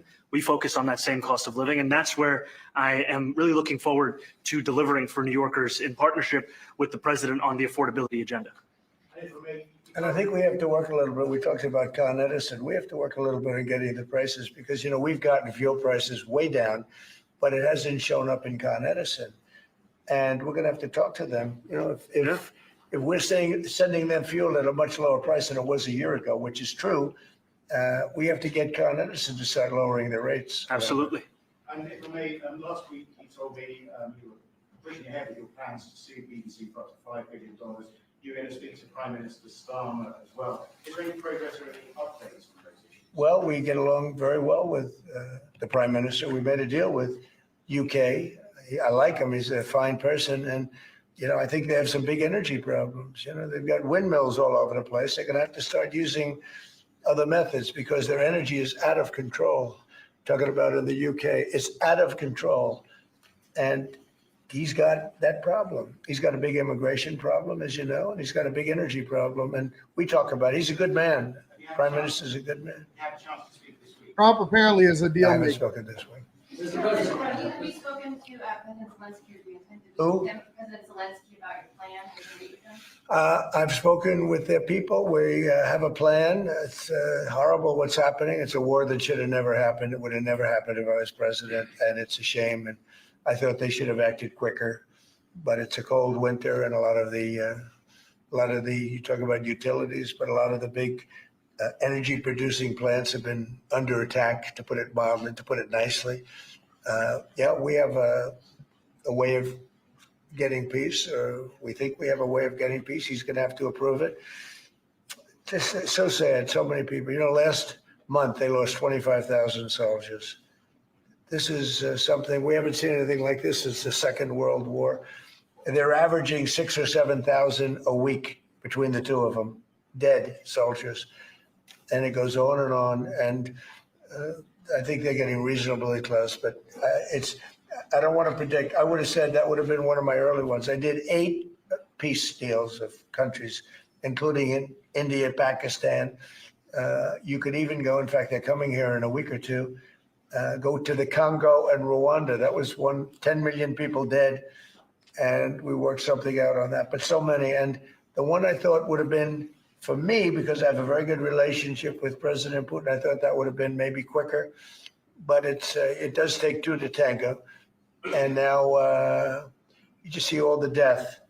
And, it doesn't affect us other than the fact that we don't want to see all those people that really it's on the other side of the ocean. It's a war that should have never happened. It did happen. I blame the person also sitting right behind this desk. This is a war that should have never happened. And it wouldn't have happened if I were president. But we're trying to save a lot of lives. They're losing 25,000 lives over the last short period of time. That's Ukrainian and Russian. And it's a shame. What happens if President? I want to ask the mayor-elect about a House resolution just passed overwhelmingly to condemn socialism, including with 86 Democrats, all of House Dem leadership, and the minority leader, Hakeem Jeffries, despite his endorsement of you. What's your reaction to that? I have to be honest with you, I focused very little on resolutions. Frankly, I've been focusing. Condemn socialism. I understand. I think the focus is on the work at hand. I can tell you I am someone who is a democratic socialist. I've been very open about that. And I know there might be differences about ideology, but the place of agreement is the work that needs to be done to make New York City affordable. That's what I look forward to. And I want to clarify your answer to Stephen Nelson. He asked about your comment calling the president a fascist. And your answer was, both President Trump and I have been clear about our positions They and want our them, views. and the media want them to be bad. Affirming that you think President Trump is a fascist? I've spoken about. That's okay. You can just say Okay. yes. All right. Okay. Yeah. It's easier. It's easier than explaining it. I don't mind. And Mr. President, I wanted to ask you also about this Ukraine plan. Yeah. President Zelensky said today that his country would risk either giving up a partner or giving up its dignity. There's been criticism that this deal. You mean he doesn't like it? It's unclear. He was sort of Well, pretending. he'll have to like it. And if he doesn't like it, then, they should just keep fighting. I don't think against that it. you're wrong. I think that Trump is a lot smarter. And I think that Mamdani is a lot smarter than we give him credit for. You can't finesse and get your way into becoming president and mayor of New York City without playing the long game. And I think that you're looking at a game of chess. What I do think that Trump champions more than destroying his enemies is New York City, United States of America, and the cities within. I think that plays a role. I think that plays a huge role. So, maybe it is a situation of keep your enemies close or keep your enemies closer and being careful about how it is that you're going to manage it. So, I don't know. We'll see. We'll see. So, it seems like they're both amicable, and that's good. That's good. You want amicable politicians working together, and hopefully everything benefits. I still won't be going to New York City personally, but it doesn't mean that I want them to suffer. We'll see what happens. All right. Make sure you guys tap into the Patreon link is in the description. Jamal Bradley says Raphael Sadiq must see quality show. I like Raphael Sadiq. Shout out to Raphael Sadiq. All right, y'all. We back at it tomorrow. We back at it tonight. I love y'all. I appreciate y'all. I'm out. Peace.